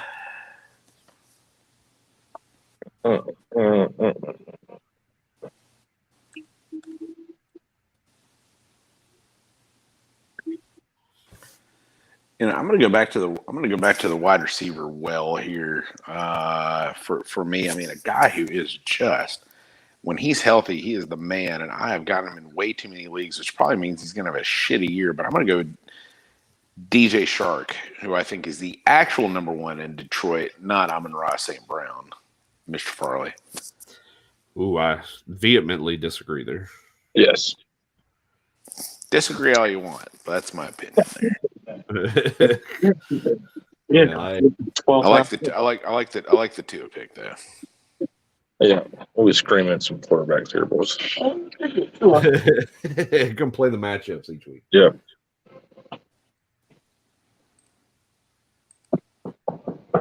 He's still underthrew Tyreek in the preseason game. Right, yeah, that throw the other day right off the bat, yeah. If he was in KC, that's a touchdown. No, that is a guy right there who I would not touch in any redraft league of any sort whatsoever is Jameson Williams. No, Just would. I mean, I like the guy. I mean, in the Dynasty League, I mean, Fist took him at 3, which I was kind of shocked that he had sent that over. But granted, Fist just had a kid too, so there's a little bit of a different story with that. But I mean, in a Dynasty League, I'm all about Jameson Williams. In a redraft, I'm going to sit his ass on the bench pretty much in half the year, just taking him a spot. If I'm not mistaken, he was the first wide receiver taken off the board in our Dynasty League draft earlier. He was, yeah. Our Dynasty draft went, which speaking of it, yeah, Breece Hall won, Damien Pierce too, which I thought that I was doing everything in my power to be able to move up with Brad ahead of you back to pick 4. But I mean, I would have picked the same thing, but Breece Hall, Damien Pierce 2, Jameson Williams 3, and then Kenneth Walker 4. I know that threw you for a loop, B. I did because I had every thought in my head that I was going to be able to get him there. I thought Damien Pierce was going to be sitting there at 5 in the first round of that draft. Yeah, I was doing everything in my power to be able to go to 4. Thank goodness I didn't. I'd have been hot. My next pick right here, B absolutely hates. So we're going to go ahead and make sure we get him.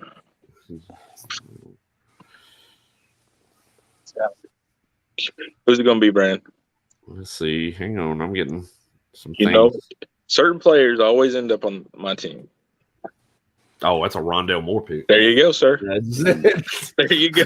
a Rondale Moore pick. I know all about that one. Hey, you must be talking about can't get right.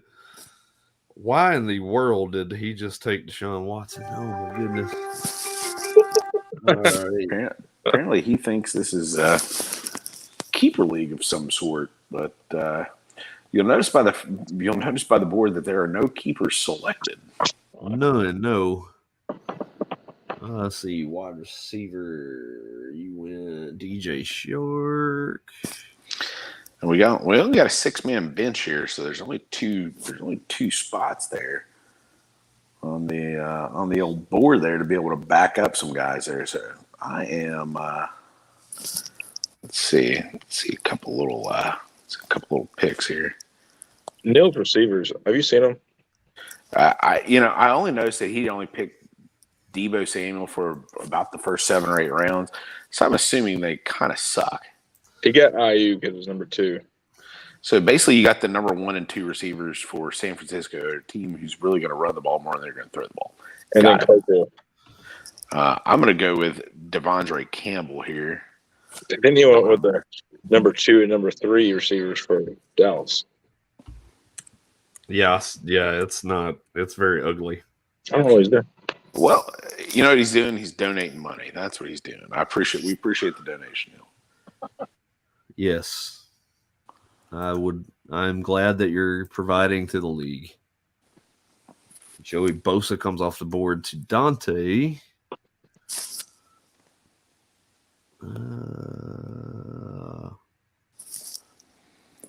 Had to go down the board to grab Joey Bosa, which is weird after all these years. He's been hurt a little bit, though. Yeah, he's been banged up and everything, so that's been kind of his deal. Let's see. where's my bench spots? I got 3 open spots available to go here. And I'm going to jump back into the wide receiver pool with this pick. Go ahead and get my guy. I'm going to take Nico Collins here with this pick. I like that pick. I was going there next round. Yeah, knowing Jonathan, little Joe Nathan on the other end of the board with 2 swipes at him, I didn't think that it was going to be able to get back to me. So he's paying attention in your draft where I have a feeling we're getting ready to see a FU Brandon. and we're not talking about the political slogan. No, I had a feeling he wouldn't make it to me. Yeah, you're correct, John. Who's Hobnail Boot? Who's that? That's my buddy Doug. Doug. That is he used to live here in Georgia. He's a Bulldogs guy, but he moved down to Florida. He's got a good draft going. So yeah, he's not bad. He made the playoffs in the league here this last year. Yeah, he did. So yeah, I mean, let's look at Doug here. Doug has Christian McCaffrey, Aaron Jones, Travis Kelsey, T. Higgins, Cortland Sutton, Ramondre Stevenson, Chris Godwin, Hunter Renfrow, Russell Wilson, Pickens, J.D. McKissick, Rashad White, Buffalo Bills defense. That is actually, I like that draft. He's put together a nice squad here so far. I mean, he's just got to hope Russell Wilson can be the man there. But again, I think in this league you got to have three good running backs to be able to do something. So Stevenson's a little bit more of a receiving back than anything, but no, I think he built a good draft there. Yeah, so far, I like what he's put together there. Even with Ramondre, I think the fact that they're going to run the ball as much as they are, I think he's still going to get looks. Oh, let's see. Well, here, let's go to the standings page real quick. In fine fashion, which I always hate in our little standings thing. I always hate seeing me at the top. And luckily, I'm not at the top, but Doug is. Jerry's number 2. Brandon's 3. I'm 4. And all the way down at the very bottom of the board is your boy, Mr. Jay Farley. That means I'm winning. Yeah, that probably means you're winning. Because every time, Brandon would always say, man, Farley, you're ranked dead last or second to last. Farley win the league or damn near close to it. Hey, that dog will hunt.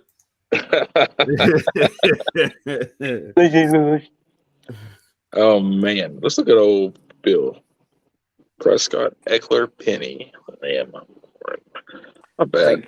We got old Jacob Fisk here taking a backup defensive lineman here. Can't beat that. What can't you beat that with there, Farley? There's like a sore dick.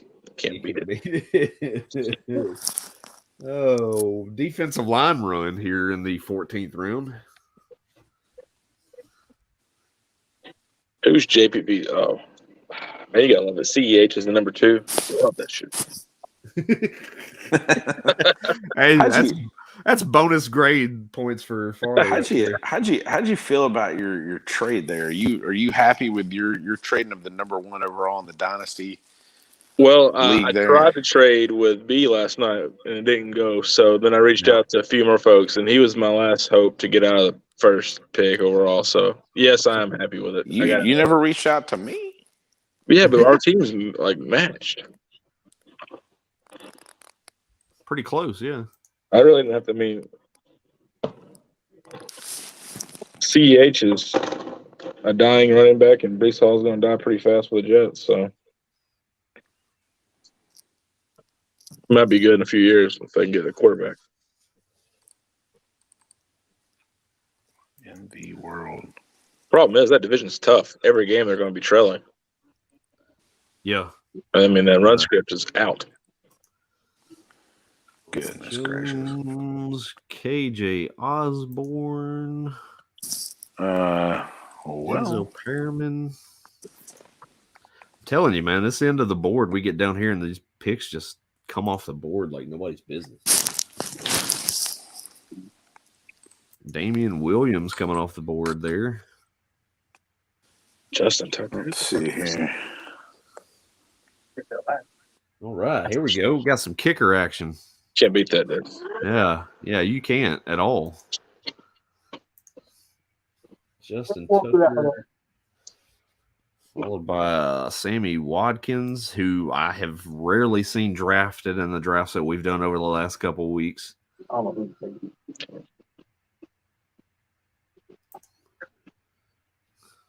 That's a lot of gross stuff right there. definitely. Miles Garrett, Harold Landry. Actually, don't. Taylor Palmer. Was it Keenan or Mike Williams? Who's on Palmer, guys? Marvin Jones, KJ Osborne.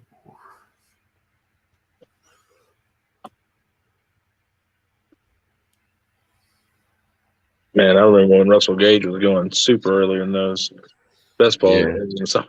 Yeah, back in April before the Chris Godwin news, that man was being drafted as a top 30 wide receiver.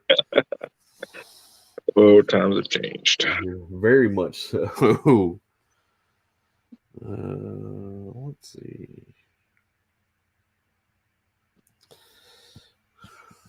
Let's see. Damien Williams, Tucker. I always get behind on this end of the board, keeping track of everything because of how the picks come off so fast.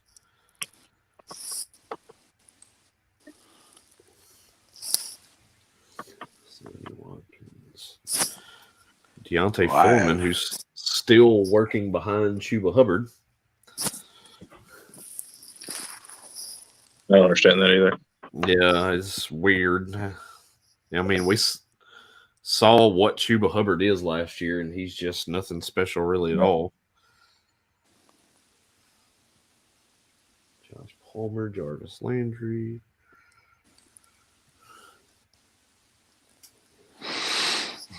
Holy. This team is. All right. Let's see.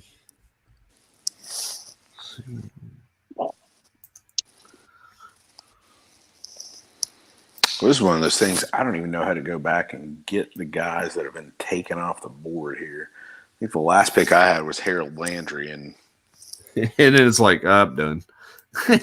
well, no, there we go. Pick history. Okay, there we go. I'm back here now, and we're back. We're back. All right, there we go. I figured out how to get it. ESPN changes crap up all the time, so which is why I would like to switch to Sleeper next year. But everybody likes their desktop version, namely me. You can draft off the desktop on Sleeper. All right. Well, I'm okay with that. Yeah, it has a function to draft off the desktop, sir. Oh, I'm on the clock here. Oh my goodness, we're rolling along here. Still 2 bench spots open. I think I'm going to go with another wide receiver here, and I'm going to go with Jahan Dotson. There's a guy that I was kind of eyeing last round anyways, but Nico Collins was still there, so I decided to go ahead and pull that trigger. That's a receiving core that I can't figure out yet. Yeah, I mean, I think it's a steady 1-2 for sure of McLaurin and Jahan Dotson, but Dotson's getting a lot of play in training camp. That's been the thing.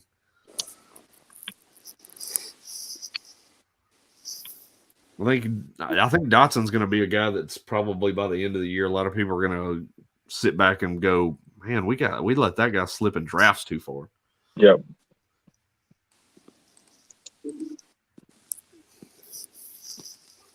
Dotson.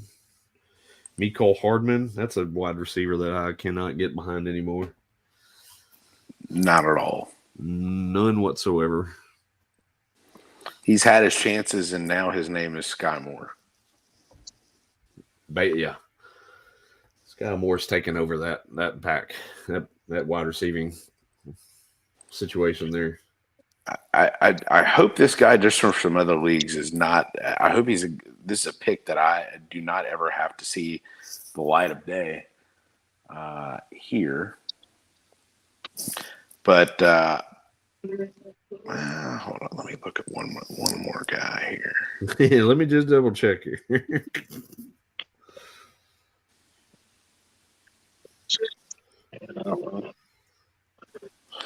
Yeah, we're gonna.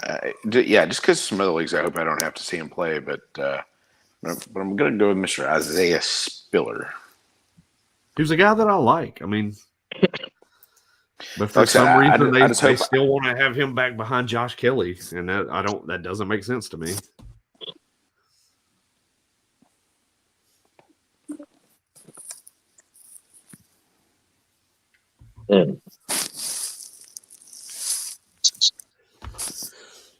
All right, so let's look here at the draft board. Let's see, just kind of checking some things out. Nick goes Joe Mixon, DeAndre Swift, Josh Allen, Mike Evans, Kyle Pitts, Damien Harris, Allen Robinson, Rashad Bateman, Devontae Smith, Jamal Williams, Nahim Hines, Romeo Dubs, DJ Shark, Devondre Campbell, Isaiah Spiller at this point in the draft. That's not bad at all. I like how you've built this team so far. If Mike Evans can continue putting up 1,000 yards and 13 touchdowns, steady wide receiver one, then I mean you've got guys to float in at those next two wide receiver positions over the next three guys that you've picked. Dubs, if he does emerge, I mean that's going to be a big key. Oh yeah, absolutely. Jalen Warren off the board to Mr. Charisma there. That's a very astute pick. We'll see what happens. This is my last bench player to fill. More of a. Well, I mean that's kind of the way to go about it, though. Yeah.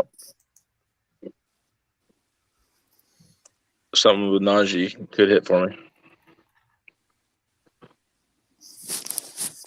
Yeah, a lot of people didn't realize that he took over that number 2 spot in the backfield over there, of course, in like the last week and a half. Let's see. Hunter Henry coming off the board there to Neil is also the Packers defense. Very Packers heavy draft there for Neil. Not shocking whatsoever.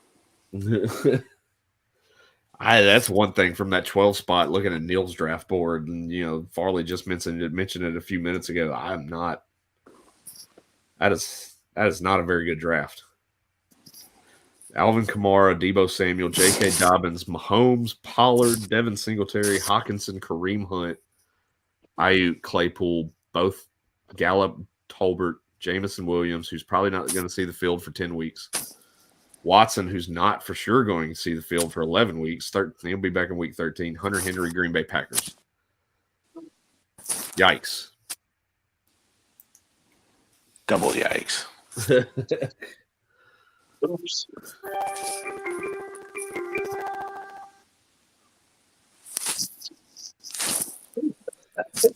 Nick Bosa off the board there. I think I'm almost finally caught up here. Yeah. Yeah. All right. And I am for the time being until we get past my pick and it gets to the other end of the board again. Right.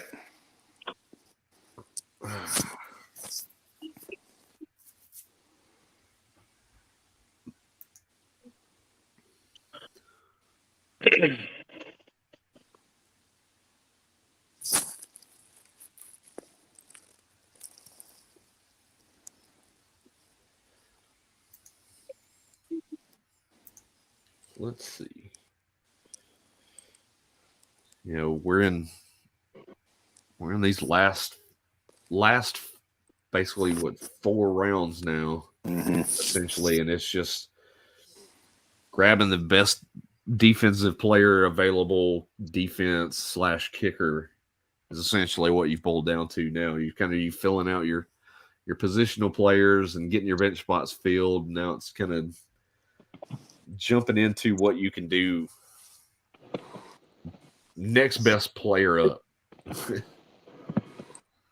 need to go on to the gym, right? So do I want to the gym? I don't know. Antoine Winfield, righty. What do you got going on here?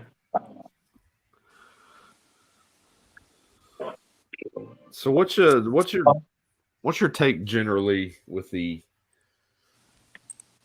when it comes to the defensive players? Are you a plug and play every week, or are you kind of more along the lines of grab guys that you hope you can have in your lineup each and every week? I mean, I think it's one of those things that, I mean, if you can get a guy that's just balling out week after week, I think that's what you really want.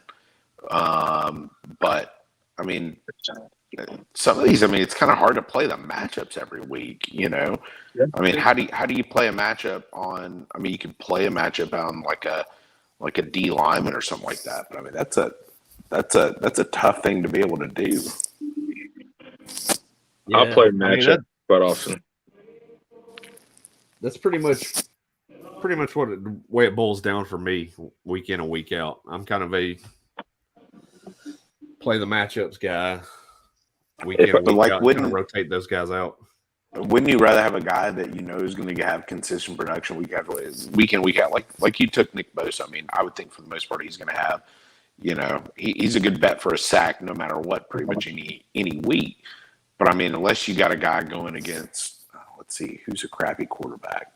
But the problem with Bosa is, like, I like Bosa, but their offense, the way they grind the clock out, his snap count is not as much as some of the other ones. True too. I mean, you do want a team that's going to be in the lead, so they have a lot more chances to get some sacks there. Yes, you want opportunities. You want guys that are going to be on the field. Same thing with offensive skill players. You want them to be on the field. And it's kind of how you look at it with the defensive players. Like I think the other Bosa for the Chargers now, I mean, they're going to be pinning their ears back because they'll be playing for the lead, and a lot of people are going to be throwing on them. I'd rather have him there. Right. Cowpokes defense. Shocker. I hope they're going to be good. I got them in way too many leagues here, so I hope they're going to be good. I'm not feeling it myself, if we want to be honest, as a Cowboys fan. I hope you're wrong. It's just, I don't know if that pass rush is going to be consistent enough to protect us from the inadequacies of our secondary.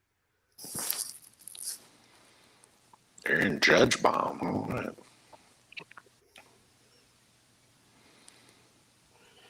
There's a guy that I'll like, Buda Baker. That's a good pick. Yeah.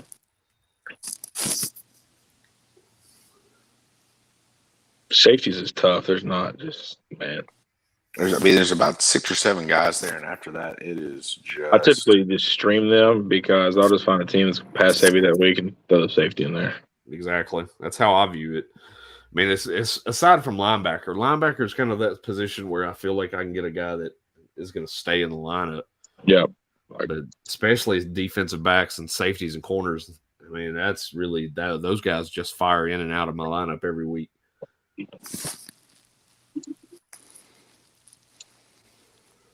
Zach Moss.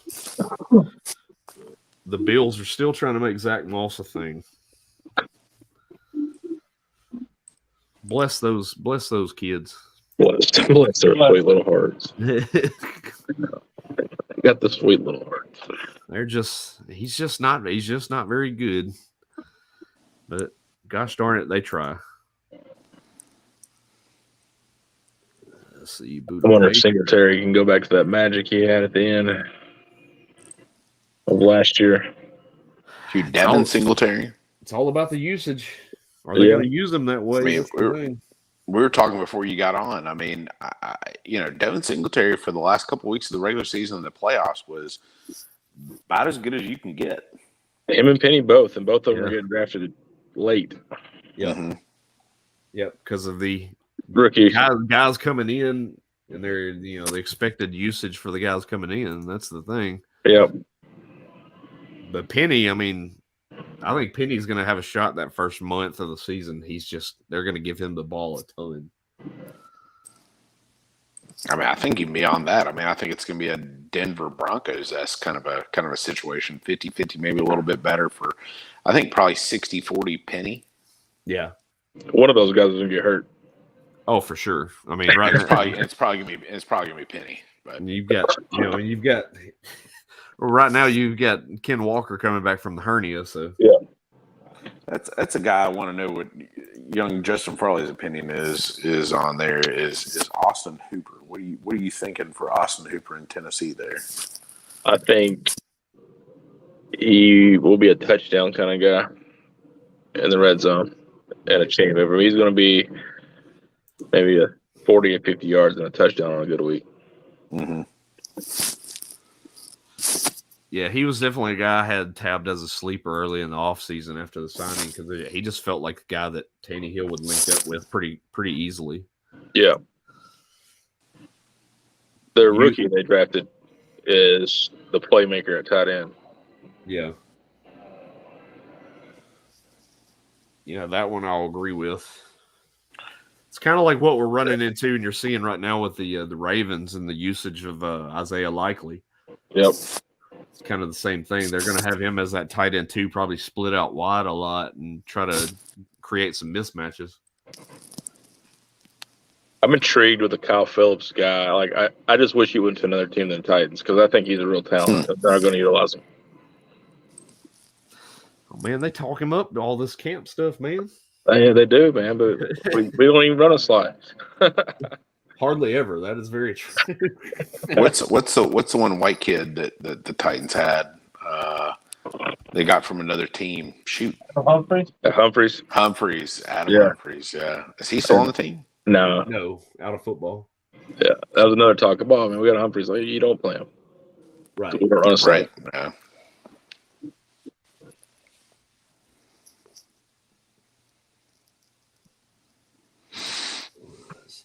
Abram, kicker, Daniel Carlson.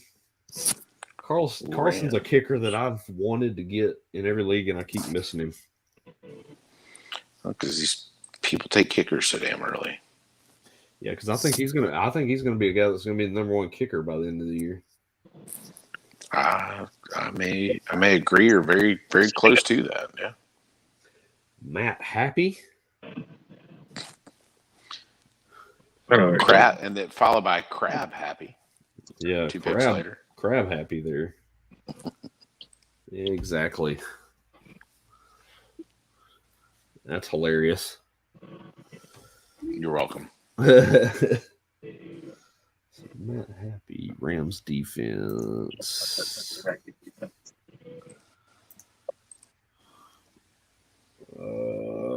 Famous Jameis.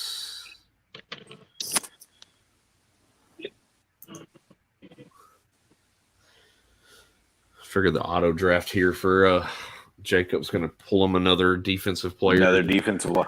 Hassan Reddick here coming off 2 linebackers, 2 safeties. Yeah, we got a D lineman coming off the board here next, right? And knows Jacob too well.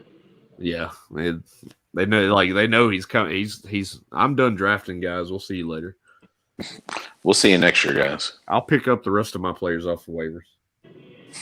If you could pick the Chargers D up and just bench them for the first 2 weeks, you've got a hell of a D for 3 weeks in a row. Oh, for sure.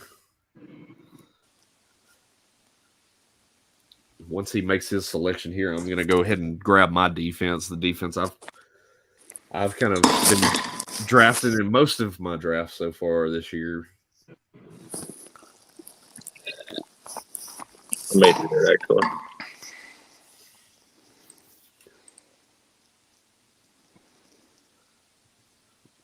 Once we get there. He must have come back in for 1 pick and then gone right back out. Russell Gage. Yeah. Wow. Okay. Yeah. Or he set a pick queue there. Russell Gage off the board there. Kind of odd that these defensive rankings for the website here. I'm going to go get my Denver Broncos defense. I'm going to have it. You know what's going on? Is he under me? Yeah. Are you sure? You should be. Well, Farley, you foreshadowed my defensive pick there, so I'm just glad nobody took him before that. But Chargers defense has been my defense in every freaking league just about so far. They've got Khalil Mack. All the guys are healthy. Unfortunately, they're going to be in some shootouts, but I'm just hoping they get some touchdowns and some sacks there. Yeah, that's the thing you're going to have to hope for. Get into the quarterback, create some turnovers.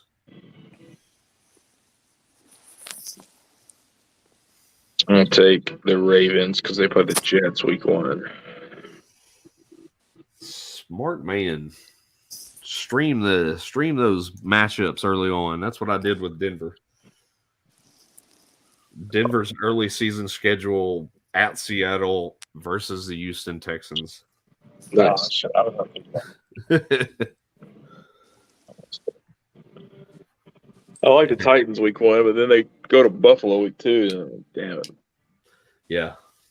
That's going to hurt. Yeah, I don't have it. Yeah. Hey, Look, Josh Allen's going to put it on him. probably got Aaron Tim. Meals on the board. Eric Kendrick. Eric Kendricks. You know what's Right. funny? As far as corner goes, it's almost better to pick the shittier corners because they get Oh, targeted. 100%. Oh, yeah. Opportunities, like we keep mentioning. Yeah, nobody throws against a good corner. Therefore, they can't get picks and tackles. I think Caleb Farley's going to be that this year. I really do. Have So you is that not who you're got- getting have ready you to not take? gotten that jersey yet? I've got the jersey, of course. Oh, I got the jersey. No, I spent $200 and bought Dad one on Father's Day when they drafted him, and they changed his number. So he's the only one that's got a 23. Caleb wow. Farley What do you get? What do you take his number to? did 3. Okay. And then I went to the Titans Stadium and talked to their maintenance guy. And he said, "Well, we'll go ahead and make you one." And then they changed it on me. You son of a gun. Let's see here.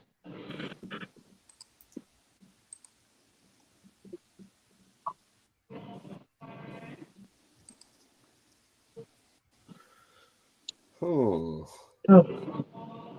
Damn it, boy. Let's take Blake Martinez because he's going to get a steady dose of Derrick Henry week 1.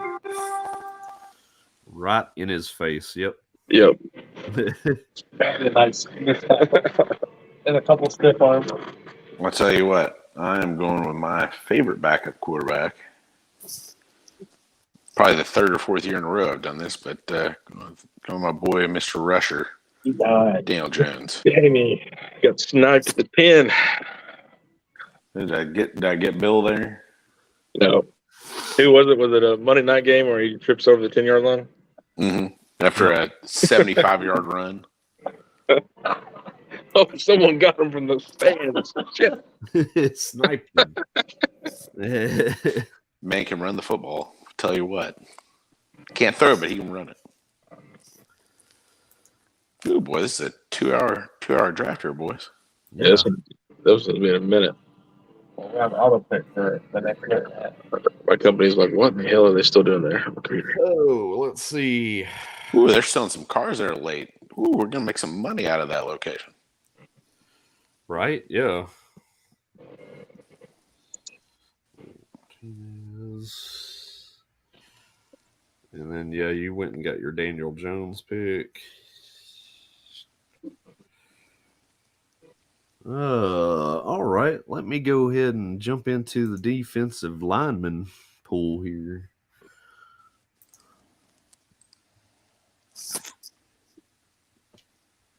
Or I'll take that back. Let's go here. Let's jump into the number 3 quarterback pool here. Yeah, no, I'm going to go get Jeremy Chin. Jeremy Chin. There goes Hassan Reddick. Got 2 bench spots. One.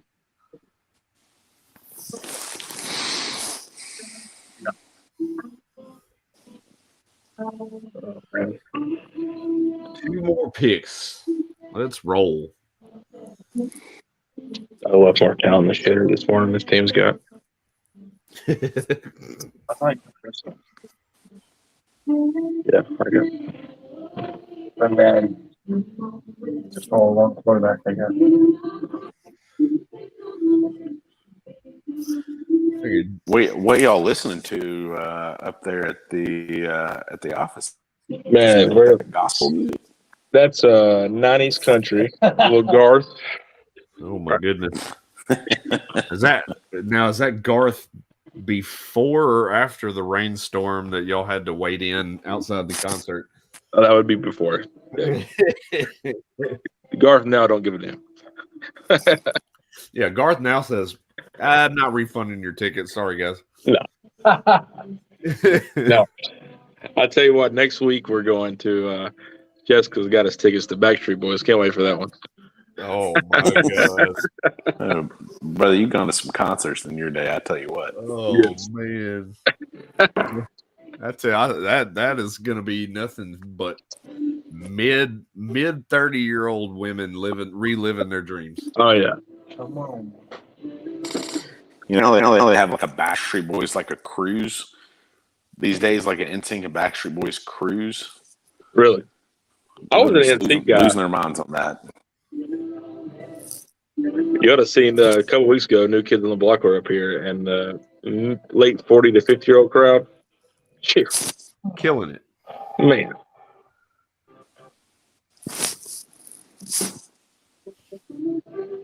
You better wake up, old fella. Come on. I'm awake. Take your sunglasses off. Stay a while. He looks like he's playing poker. There we go. Now we got them flying off the board now.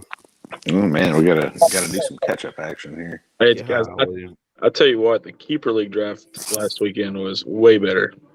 Oh, for sure. Man, if it stays like that, I'll be pumped. How so? Just the quickness of picks.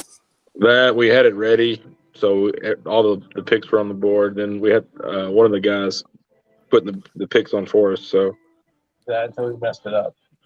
sorry, I still got it. It was just streamlined so much better. That was much better having all the picks on the board. I will definitely admit that. And I went in there.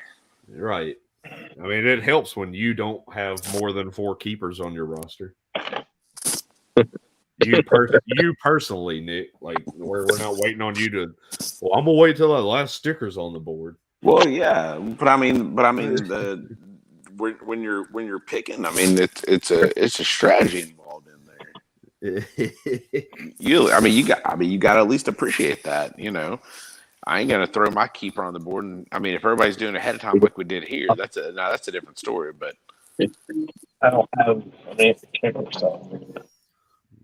Ryan, 49ers defense. I gotta go one more. Chandler Jones. Man, I better coach my ass off for this team. I would agree with that. I think you're gonna need to make a push there.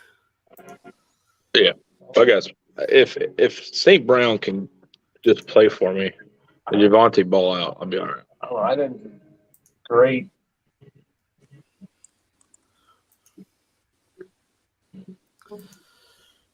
Adams, Kenny Moore. I knew this 11th spot was just going to be awful. Yeah, that 11 spot. Yeah. I mean, God, some of the drafts. Some of the drafts, drafting I for like Harley. being back there, though. But we want to do this. Now I know. There's nothing in this world like drafting right in front of Justin Farley. I tell you He's what. got a social security number. Yeah.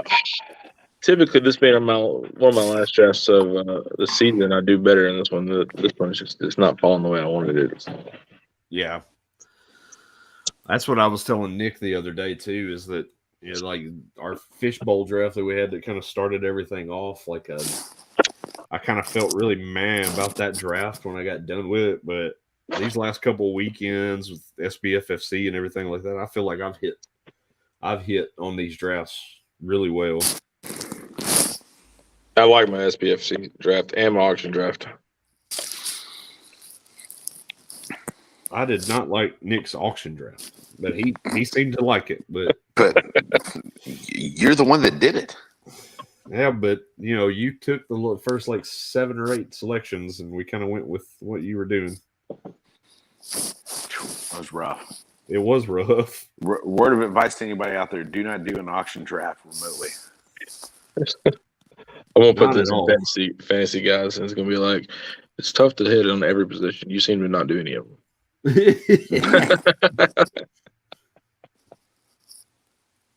Let's see.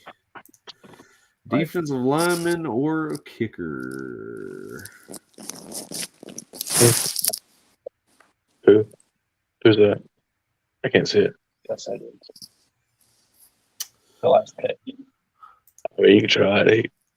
He's gonna be out for a while though. Yeah. Yeah.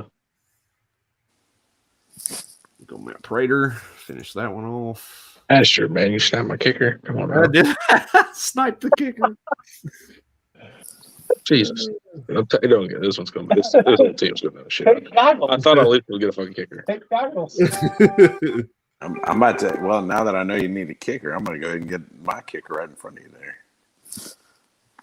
I was actually going to get a kicker anyway, but Goggles. I'm gonna go with a guy who I've gotten in all my other leagues so far here. Who's that? I'm sure that's not who you're getting. Dustin Hopkins. Yeah. I like to get the pulling guard if I can't get Prater. Oh, Randy Bullock. Randy Bullock playing at 225, 230. 6. Oh, Randy. He got a new guy. He'll have Brett Kern holding for him now. Though. Yeah, did you see Titans release Kern? Mm-mm. Oh yeah, I did see that. Yeah. Yeah. They got. What'd they do that for? They draft somebody or they're That young kid. They got rookie free agent. saving some dough? I think that. Speaking of that, Oh, he's in there. He just he is. I don't know which drafted him. because you don't have to get tackled in this one. You can do D line. He's in the D line. It's further down. I saw him earlier. Hey, I don't know what we do here.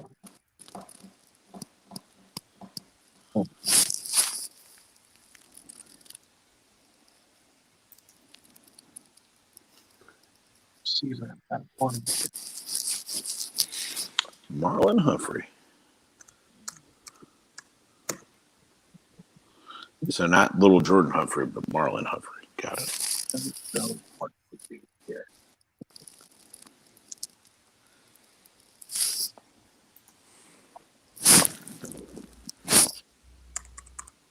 I don't have. Change how we're like.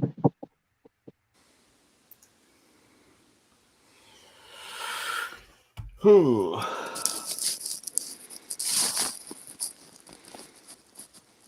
Bishop Sycamore with his last pick here.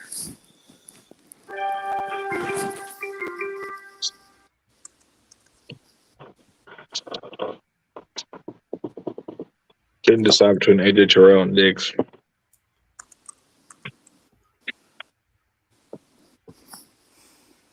Or Byard.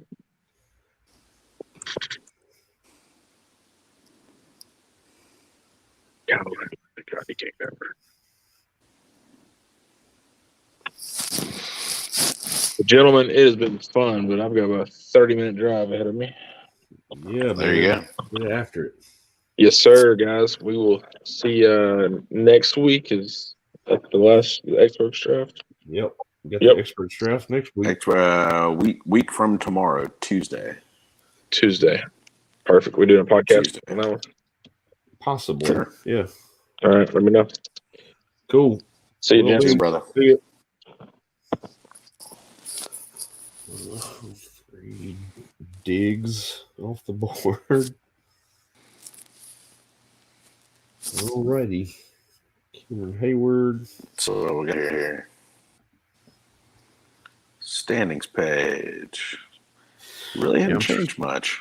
I'm trying to accurately. Other than Farley's out of the last position.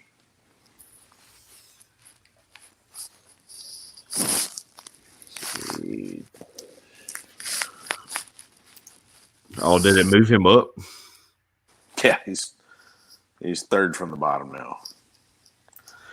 Congrats. Still got the teams that Doug, you, Jerry, me, Hayward, Jacob, Dante, and Justin coming back up from the bottom there.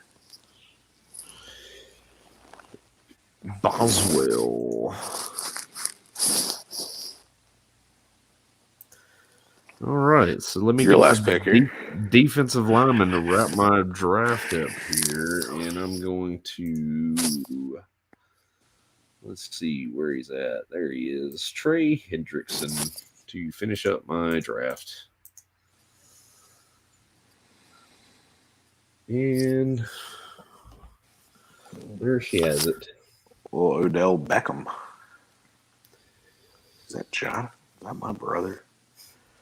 Probably. No, it was not. Brad. Okay, well, that makes more sense. Okay. Titans defense. Kicker Nick Folk. Oh, playing the Giants week 1. Okay. Bill. Danielle. Hunter. Yes. Bill Beckham, Titans defense. Cameron Jordan or Jordan Cameron.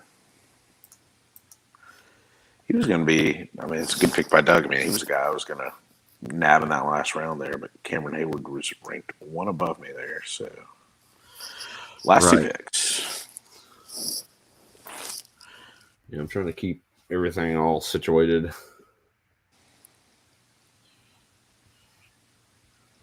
Boswell.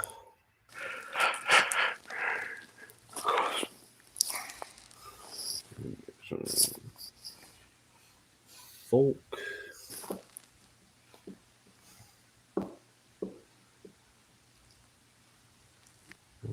Beckham. Titans defense. Golly. This has been a task and a half. You don't have to keep up with all this stuff now. Yeah, but I still like to kind of stay in my zone. Try to keep everything as normal as it usually is.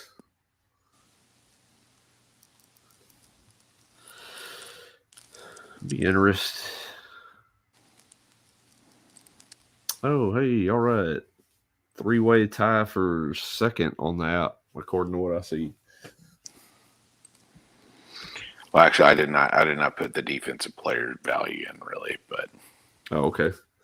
Yeah, I'm showing on mine 3-way tie for second. Doug in first currently. Von Miller and Logan Wilson to finish up this draft. So,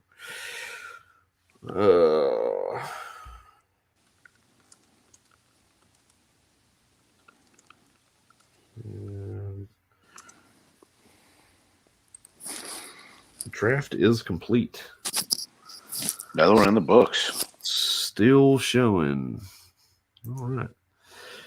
So, how are they listing Von Miller here? Looks like they have him at D end here. There he is. Found him in here. And last pick was Logan Wilson.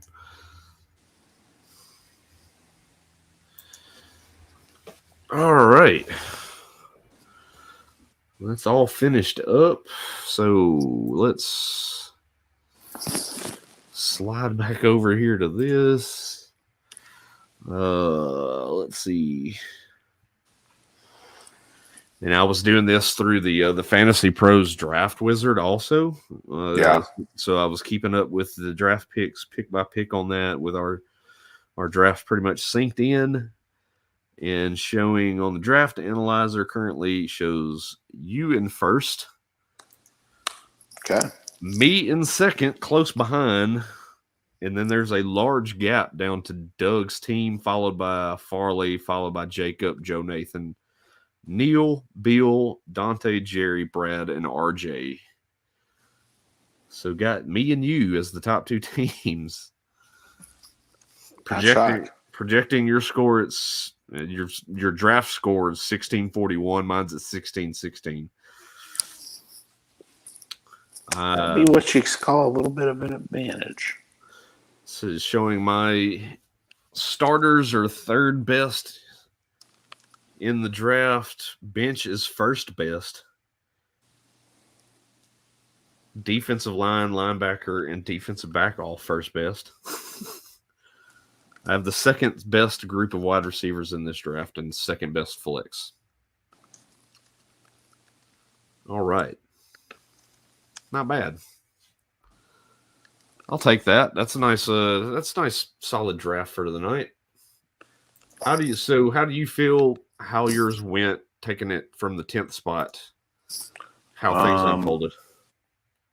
I mean, I am pretty thrilled about my draft there. It was one of those deals I honestly, I think just taking some of the guys when I did, just knowing what was coming behind me there, helped me out a little bit. Like I said, I grabbed Josh Allen at third, kind of started that run on quarterbacks and got everybody's mind thinking a little bit different. Which doing that, I mean, after I made that Josh Allen pick, I mean, every team in the league outside of two took a quarterback, which pushed the value a little bit down on some of the other positions there. Same thing with Kyle Pitts there. I mean, he was one of the only tight ends I actually even wanted in this league. So that's like I said, like we had that round where I took AJ Dillon. It was a coin toss between Dillon and Kyle Pitts. Well, I appreciate that. Thank you. My concern was that I wasn't going to get AJ Dillon on the route coming back around, and I think Farley even said that he was going to take AJ Dillon there in his spot in that round right behind you where you took Pitts. So it's like we kind of double tapped him in sniping him in that round. Always love that. So I don't. So that would have stunk because I would have not gotten one of those two players either way. So just how I'm looking at it. I really enjoy it. I really like my draft. Again, I think this is one of those formats you got to have three really good running backs to be able to carry. If Damien Harris can somehow just do what he did last year, I think I'll be in a really good spot. So yeah, it's kind of the same with me. I was one of the three teams to take a wide receiver in the first round, and I took the third wide receiver of the round, who's actually my first wide receiver in my rankings, and that's Justin Jefferson. Getting him at 8, I'm feeling ecstatic about that. Honestly, I mean, the only running back I think I would have thought about taking there would have been Mixon, but looking at the board, I was pretty comfortable with the running backs. I think I could have gotten coming back around taking Jefferson there. So feeling all right about it. So we'll see about that, and we're going to put a wrap on that. That's a long live stream of this draft, ladies and gentlemen. Finishing up the night, putting a bow on it. Yeah, we're putting a wrapping paper and putting it under the tree. So finishing things up, I'm going to end this podcast. We'll see you guys later. Well, like Farley said, we've got their experts draft next week. We'll probably try to do a live stream on that one as well. So until next time, guys, we will see you later on another episode of Woo Fantasy.